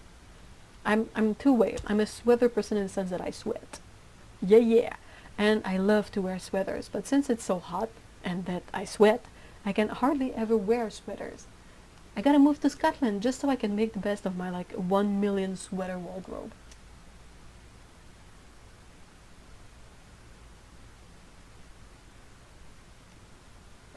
Assassination mission, eliminate sawing water. Put sugar in it. Like, douse the whole table in sugar. Like, the whole mortar. I have this fantasy of, you know, in X-Men you have Quicksilver. Is that his name? Like, he can go super fast. And it can basically do stuff that no one else will see. And that's the same idea, like being a Jedi or anything. But whenever I see the freaking dude with his leaf blower, I always have these scenarios in my head, like what would happen if I could like go super duper fast and he would never see me and just like bump his leaf blower, and then when time would resume, he would get it smack in his face, and that would be so funny. These are the things we do to survive. Yeah, there are bells in the background. There's a church nearby, and I guess they had either some sort of church thing or a wedding or a funeral. I think British Columbia would be good, but it's even more expensive than Montreal. And let's just say that I am not exactly a millionaire.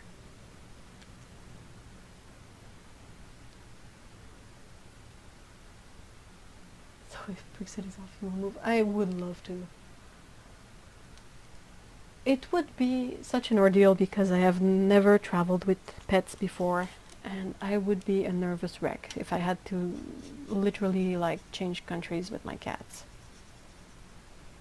Like isn't that the definition of nerve-wracking? And also I am le français from my mom's side, so technically I have a sort of a free pass in the European Union, but yeah, if Brexit happens, that's not going to be useful at all. I think that's how it works. I don't know nothing. Just know. Sorry. I would love to see British Columbia. Seems really nice. I don't know if it's super duper hot like Montreal, but Montreal is just gross.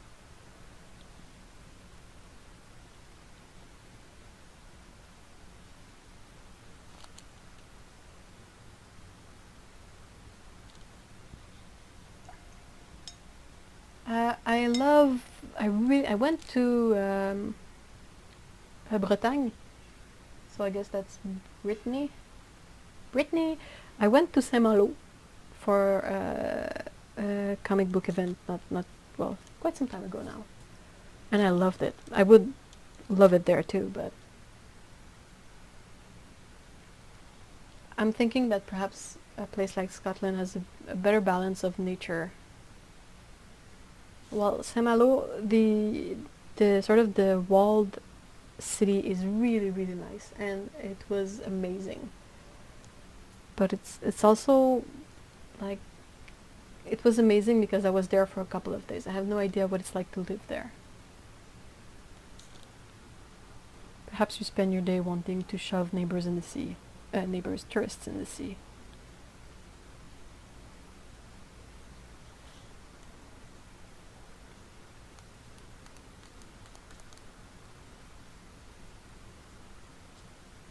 Though I could eat all the quingaman I want. That's kind of cool. Quingaman is kind of like a super caramelized croissant. Yeah, that's what I'm getting from watching Auto Trek and seeing pictures of Scotland. It has a lot of nature, and it's beautiful, and it's never like 1,000,000 degrees. It sounds really nice.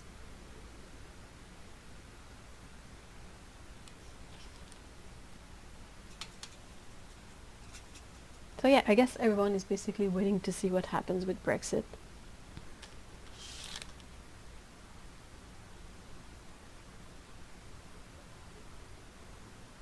But I don't really follow politics. The most politics I follow is that I follow the Twitter account of Larry, the cat. And that's as far as I go. And that's not even my country. Saint-Malo, c'est cool, la forêt de Brocéliande est à côté. Je trouve sympa de s'y balader. C'est-tu à côté du Intramuros? Parce que j'ai pas visité à l'extérieur du Intramuros. Mais le Intramuros, c'était vraiment très cool. Larry the cat is pretty awesome. He has a lot of snark. It's definitely not an official account by any means, because Larry has his own opinions about stuff. I love him to bits.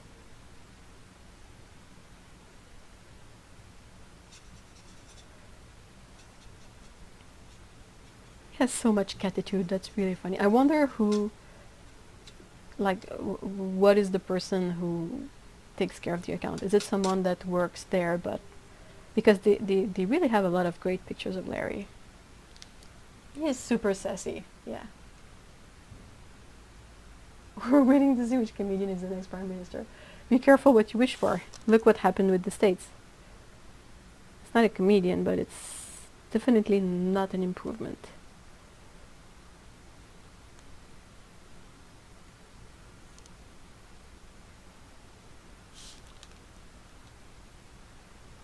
Oh, it would be great to have something different as a president. Don't say stuff like that. But comedians would require them to be actually funny. Oh man!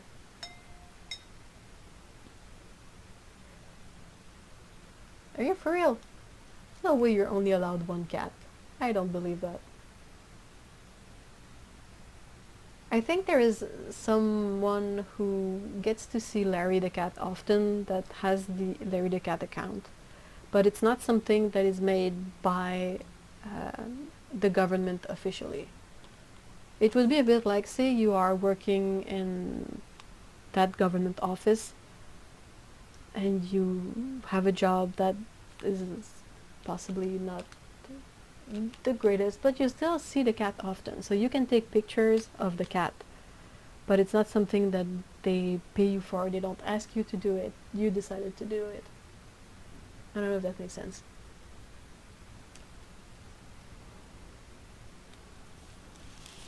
Maybe it doesn't. Anyway, it's a good account. What color are crabs before they're cooked? Are they like brownish like lobsters? They probably are, right?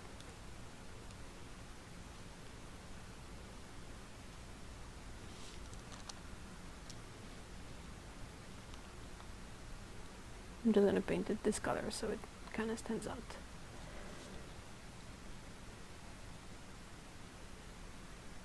Who is on Cat Patrol to be sure you only have one?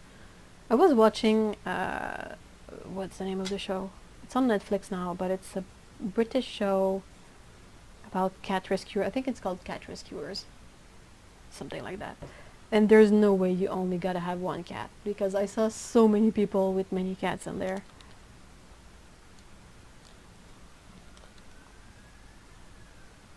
I think Ian is messing with us. They can change color. Oh,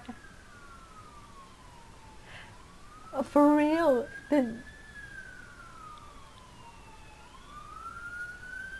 Sirens, where's your neighbor, Patricia? Put me on speaker. Oh, sorry.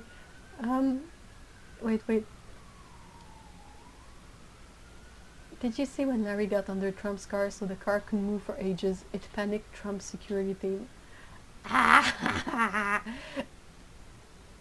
Larry is a good guy. Larry's one of us. Yeah, I know you're joking, Ian. But it's just like, for every joke like that, I always try to imagine how it would be. What if this was real? And you try to imagine the ramifications of something like that being real. And you're like, how do you manage? Because people wouldn't settle for just one cat. So what kind of tricks can you sort of come up with to have more than one cat but have no one figure it out? That's what I was trying to extrapolate in my brain. I know there's a limit of pets usually, but unless there's an issue, it's not super actively enforced. Like, unless there's a problem with the pets or the neighborhood or whatever.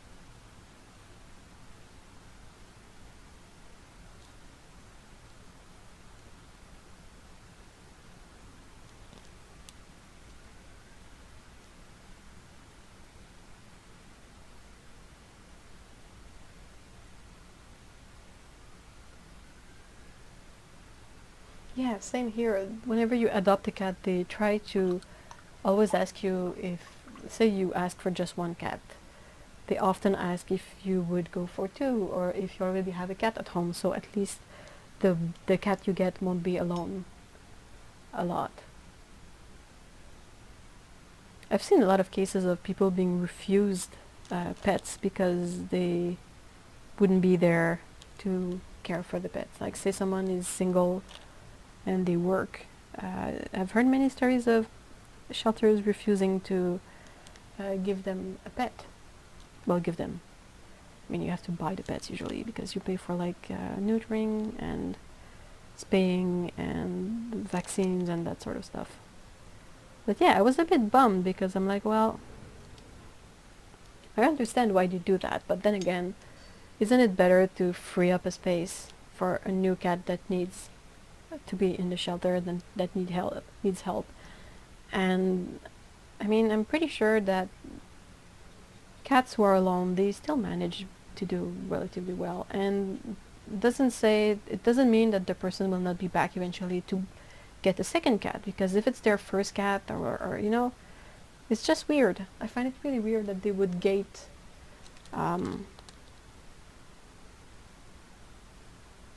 like letting people adopt cats. I'm like, don't you have more pressing things to... I don't know, I just find it weird.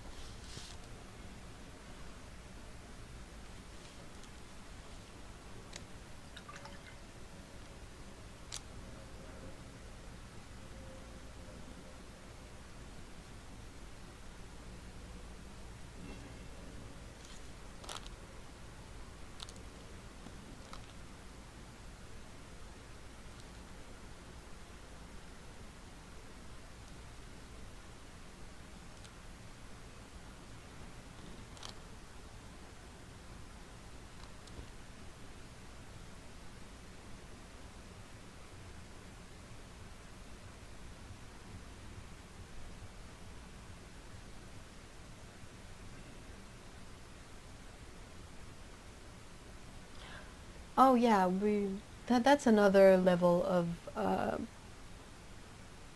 not having your priorities at the proper place.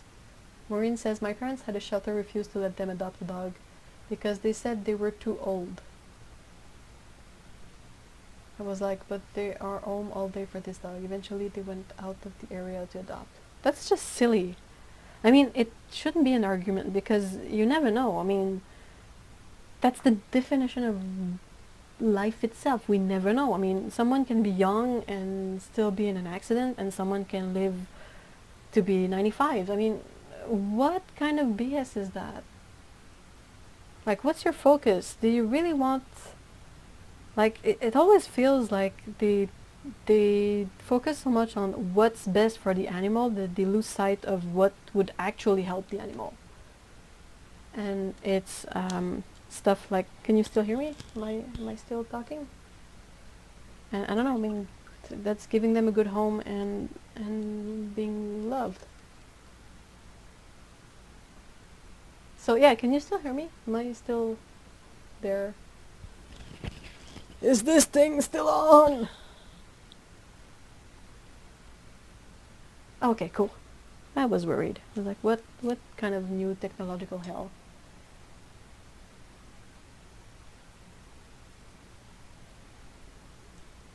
Yeah, I would never have thought that ageism would take this kind of dimension. To be honest, I'm really stunned. Not... I mean, why gate it so much? That's what I'm not getting. I mean, okay, fine, if some... I don't know, I'm trying to understand the logic of it and I can't, because I'm like, well, if someone wants to give an animal, a pet, a better life, I mean, fine. If someone has limited energy, don't encourage them to get a puppy or a kitten, but there are plenty of senior cats, senior dogs who would do just great with someone who has less energy, and they would just enjoy having a warm place and like companionship and food for their last couple of years. How is that wrong?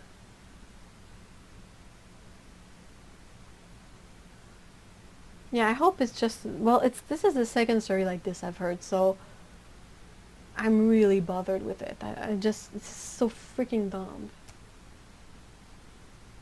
I guess the place have had experiences of animals coming back because the owners died and went into home. Yeah, but that happens. I mean, it's just part of it. But like, if someone is anyway, it's just so weird, so weird.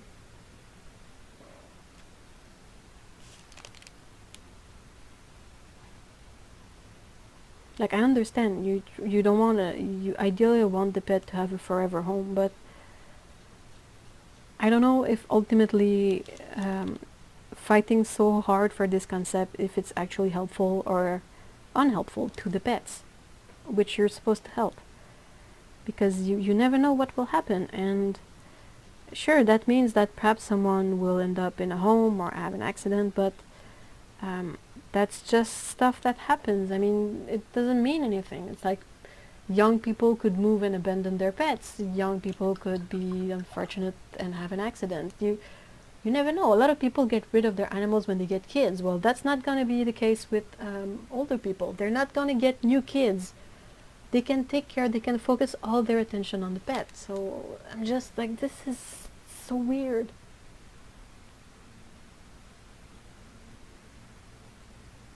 I understand. Possible that they have a lot of bad experience with pets that are coming back or that are coming from these situations, but still, I mean, you would, I don't know if you would, but I would think that the shelter would try and find a good match anyway for the people that come to the shelter to get a pet. Usually people that go to shelters, they want to help. They want a pet, but they also want to help in any way. Like, and it's, say you as a person who works in a shelter think of a pet that would be a good match for a group of certain people. You can try to get them to get that one. Just saying no is so weird. And basically all it does is that the people will go elsewhere to get a pet. So I don't know how that helps in any way.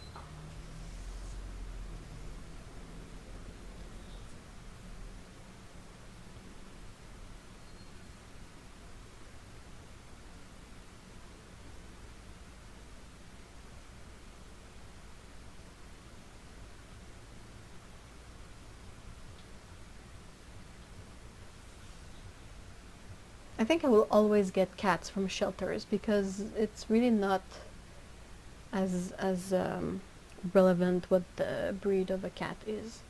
While it can really differ if you get a dog, because it can be, say you can only have smaller dogs because of where you live. Well, cats is going to be the same size regardless, so that's not really an issue.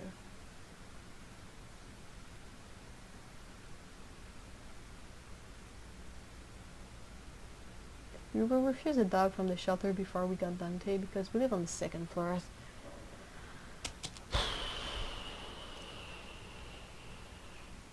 What?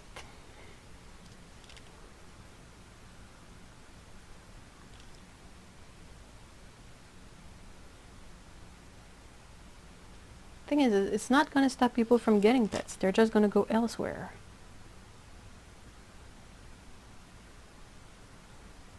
Would be really perhaps more productive to inform the people and ask them questions like, oh, you live on the second floor.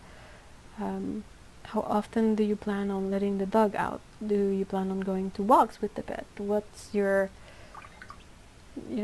how do you plan on addressing this need that the dog has to have exercise? And you sort of inform them how to do it rather than just outright saying no. It's weird. It's really weird. Oh, my butt. I wouldn't be able to get a rescue cat at the moment because we have no outdoor space. Really? Really? Why is that, Otto? That's curious. I've never heard of that. Otto says that they never let you adopt a cat without outdoor space. Oh, Patricia. Thank you so much for taking those mom cats in.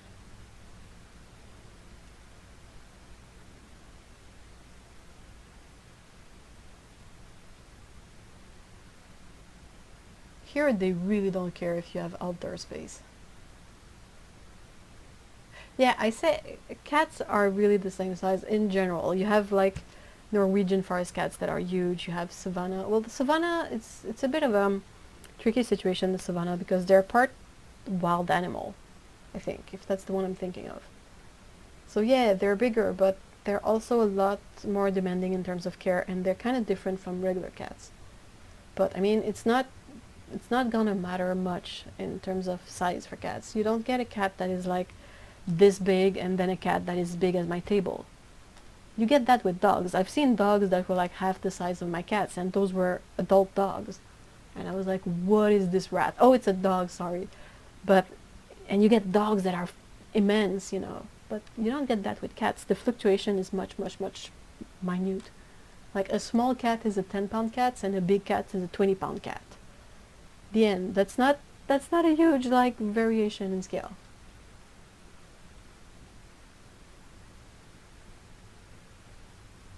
Chateau Lady said a dog can't go up the stairs that high. Really? What? What? Like, I understand if you were to adopt a dog and you don't have outdoor space, I can understand that, because dogs, they need to walk more and they need to do their business outside. But for a cat, my cats have never been outside and they will never go outside.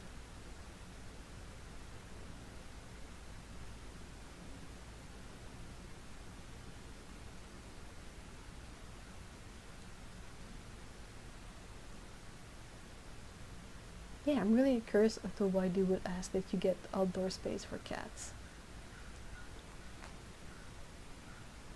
I'm making faces, by the way. I'm like frowning and like, what is this nonsense? What am I not understanding here? The one time, I think I mentioned this, but the one time we tried to get Pico outside in our arms, you know, we were not gonna put her on the ground. We were just gonna carry her outside for a picture, because the lighting outside was much better. And she was terrified, so yeah. They don't want to go outside. They don't need to go outside. They're perfectly fine as floofy indoor cats.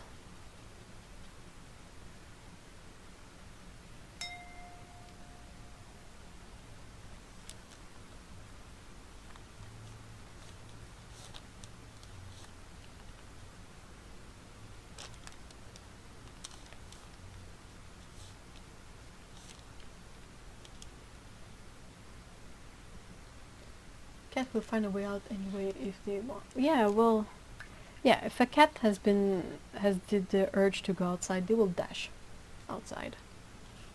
They're really good at that too. But my cats, they don't want squat to do with outside. Perfectly happy to be indoor potatoes.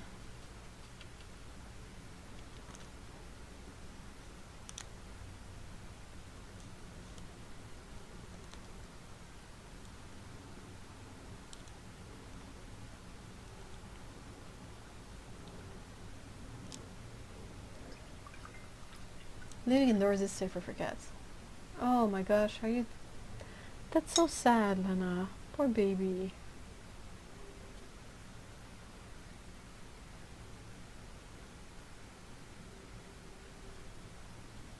That just breaks my heart.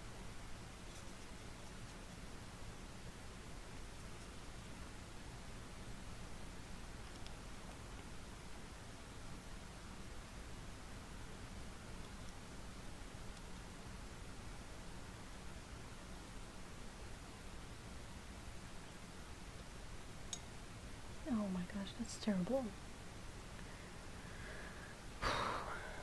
No sad topics, guys. I don't want to cry.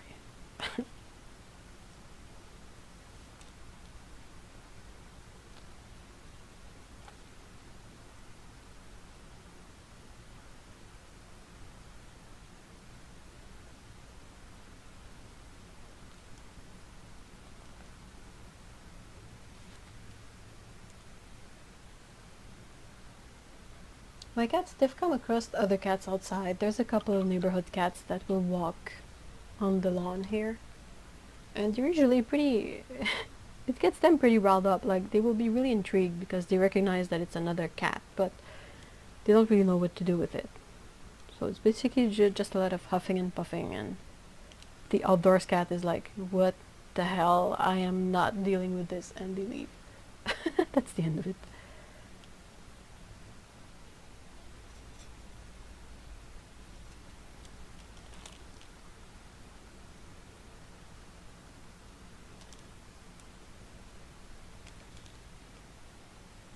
Cats are really good at finding their human. That's really cute. And they're, yep, this is a good human. This is mine now. Take me inside, feed me, and I will purr and be happy. And you will be happy. Win, win, win.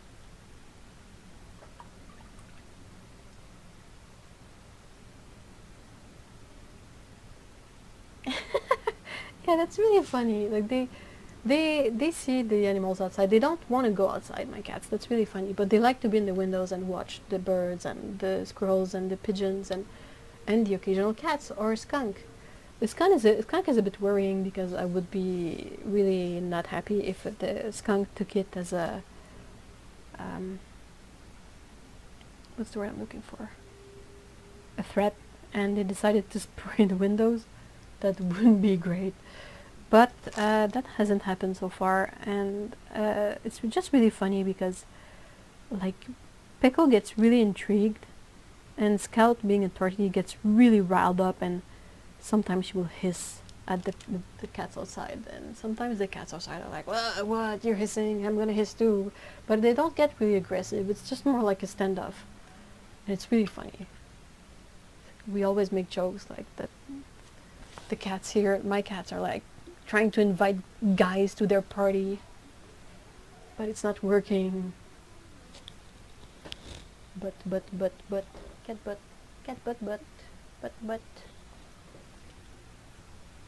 It's a thing of joy to be a found human. I've never experienced that, but it sounds awesome. Aw, Misha too, all your cats found you, that's great. Cats are great. Aren't cats great? Oh, I love cats. Yeah, we have skunk. A lot of skunks.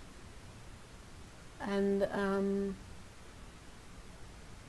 it's really funny because one time I came back from the nearby park where I go to walk, and I saw a whole family of skunk. I was with Mr. A and went like, whoa! There was the mom, and she had like 5 babies with her. 5 baby skunks. That was really intense, and they just crossed the street doing their skunk business. We have raccoons, we have foxes, coyotes. It's a mess, what? That's what it is.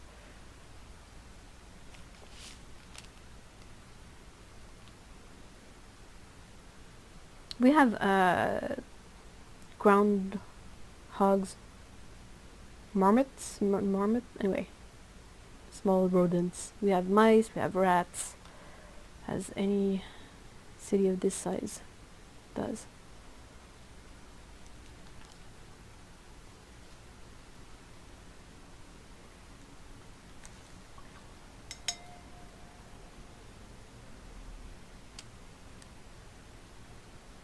I saw a lot of mice indoors. That was really weird. Like I remember seeing one in school, and the school was like a 11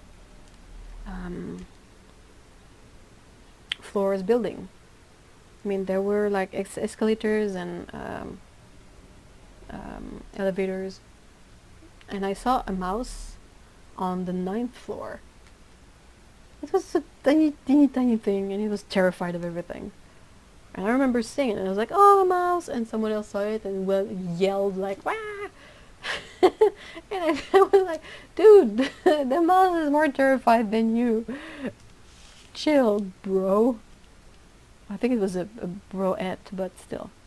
It was just a teeny tiny little thing. But I'm like, what are you doing on the 9th floor? This is kind of really high up. Really, really high up. Not sure what you get for food either.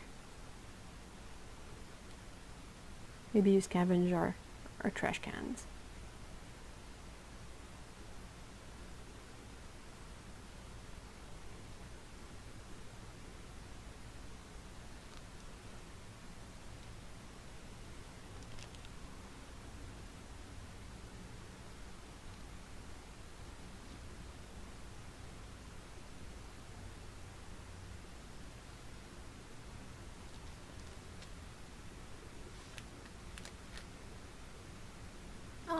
wild bunny.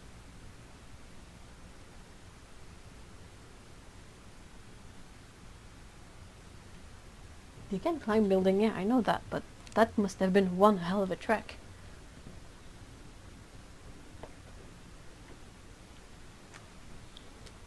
It was pretty confused, so.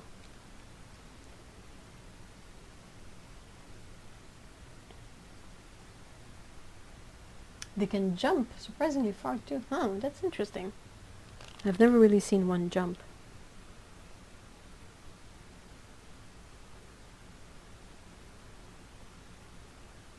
The ones I am not super fond of is the rats, just because I had them as a pest in an apartment once, and it sort of left a really bad memory of it. And I've never really seen like cute rats, like pet rats, really. So this is my only association of rats, is like problematic vermin.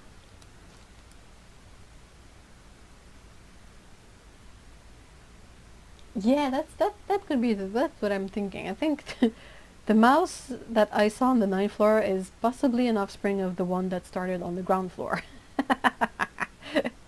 And they just, you know, climbed up the building.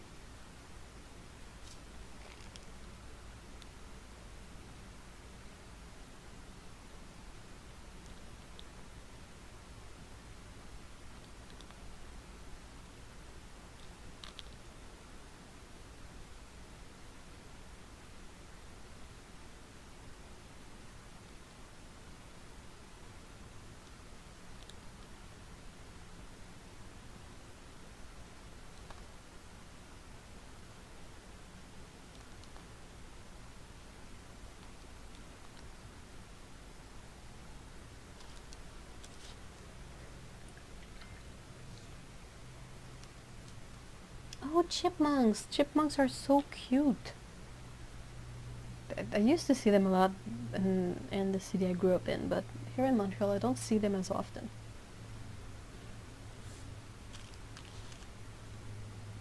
Chipmunks are really cute. That wasn't dry. Oh well. Oh well. I'm getting tired, guys.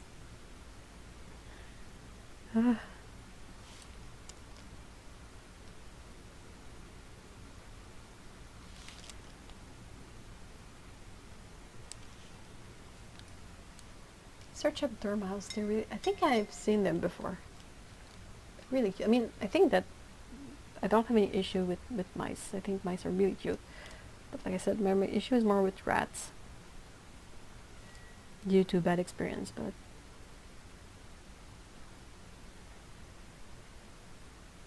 Aww, that's really sweet, Patricia. Chipmunks are really cute. Do you get cardinals and blue jays and fancy birds? I wish I had fancy birds. We get cardinals though. My friend gave me the tip to figure out if a sound is from a cardinal. Like, if it sounds like lasers, pew pew pew, that's a cardinal. And I'm like, haha, that's funny, but it's true. If it sounds like a laser SFX, sound effects, it's usually a cardinal.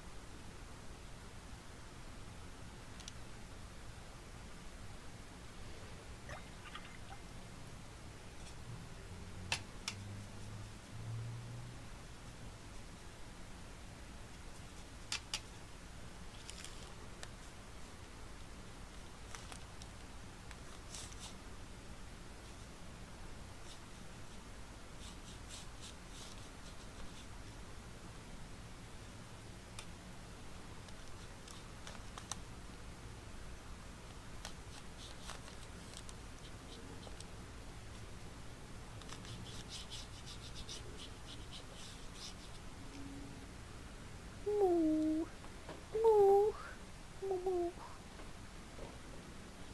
Cardinals, mourning doves, new nuthatch, sparrows, bees, plus the chippies and the bunny. Aww. Chippies are the tiny little brown birds, right? Or the chipmunks. Duh. But we get a lot of yeah, I don't know my bird's name in English. My bird names in English are not with me today.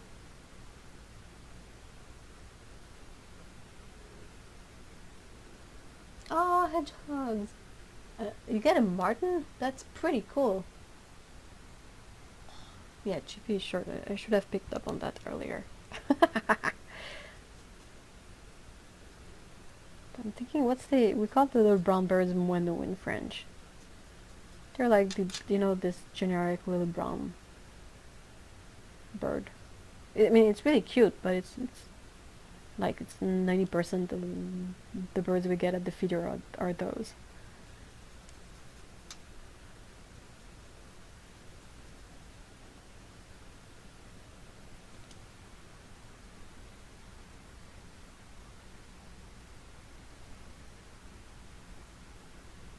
Meadowlarks and hummingbirds.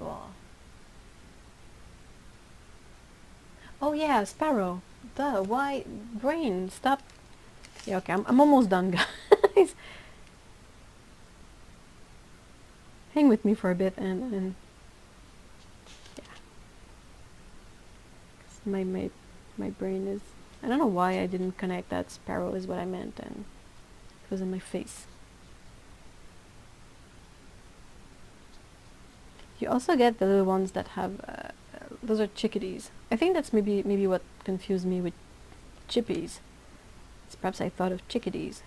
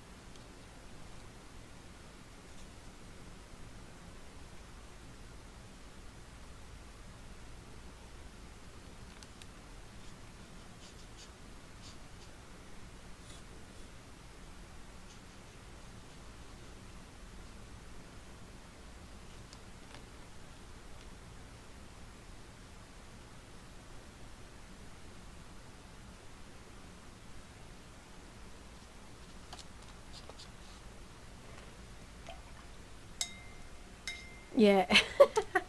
Eve.exe needs to reboot. I need to reboot, guys. Okay. Well, I'm done. So that's that.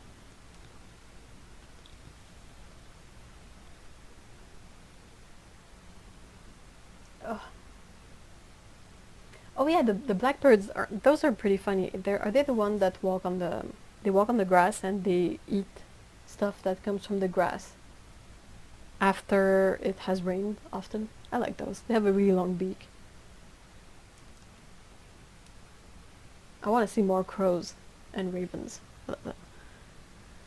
So, great big thank you everyone for hanging out with everyone else and me today.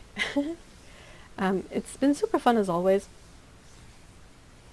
I apologize for sounding a bit weird. I think it's the allergies are really kicking my butt today.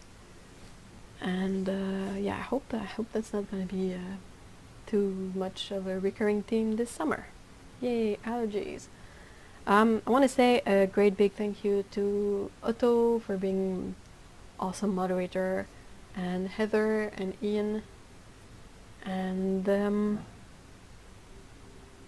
yeah, if you are looking for a way to talk more about paint during the week and all the time, I have a link to the Discord server in the description. That's basically a big chat platform, like if you guys remember IRC. It was called MRC, MERC.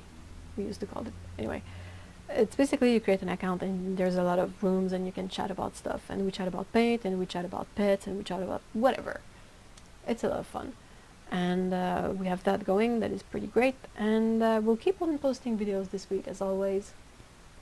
And is there anything else? Well, I hope you have a great weekend. That's one. And I hope it won't be too warm. That's another.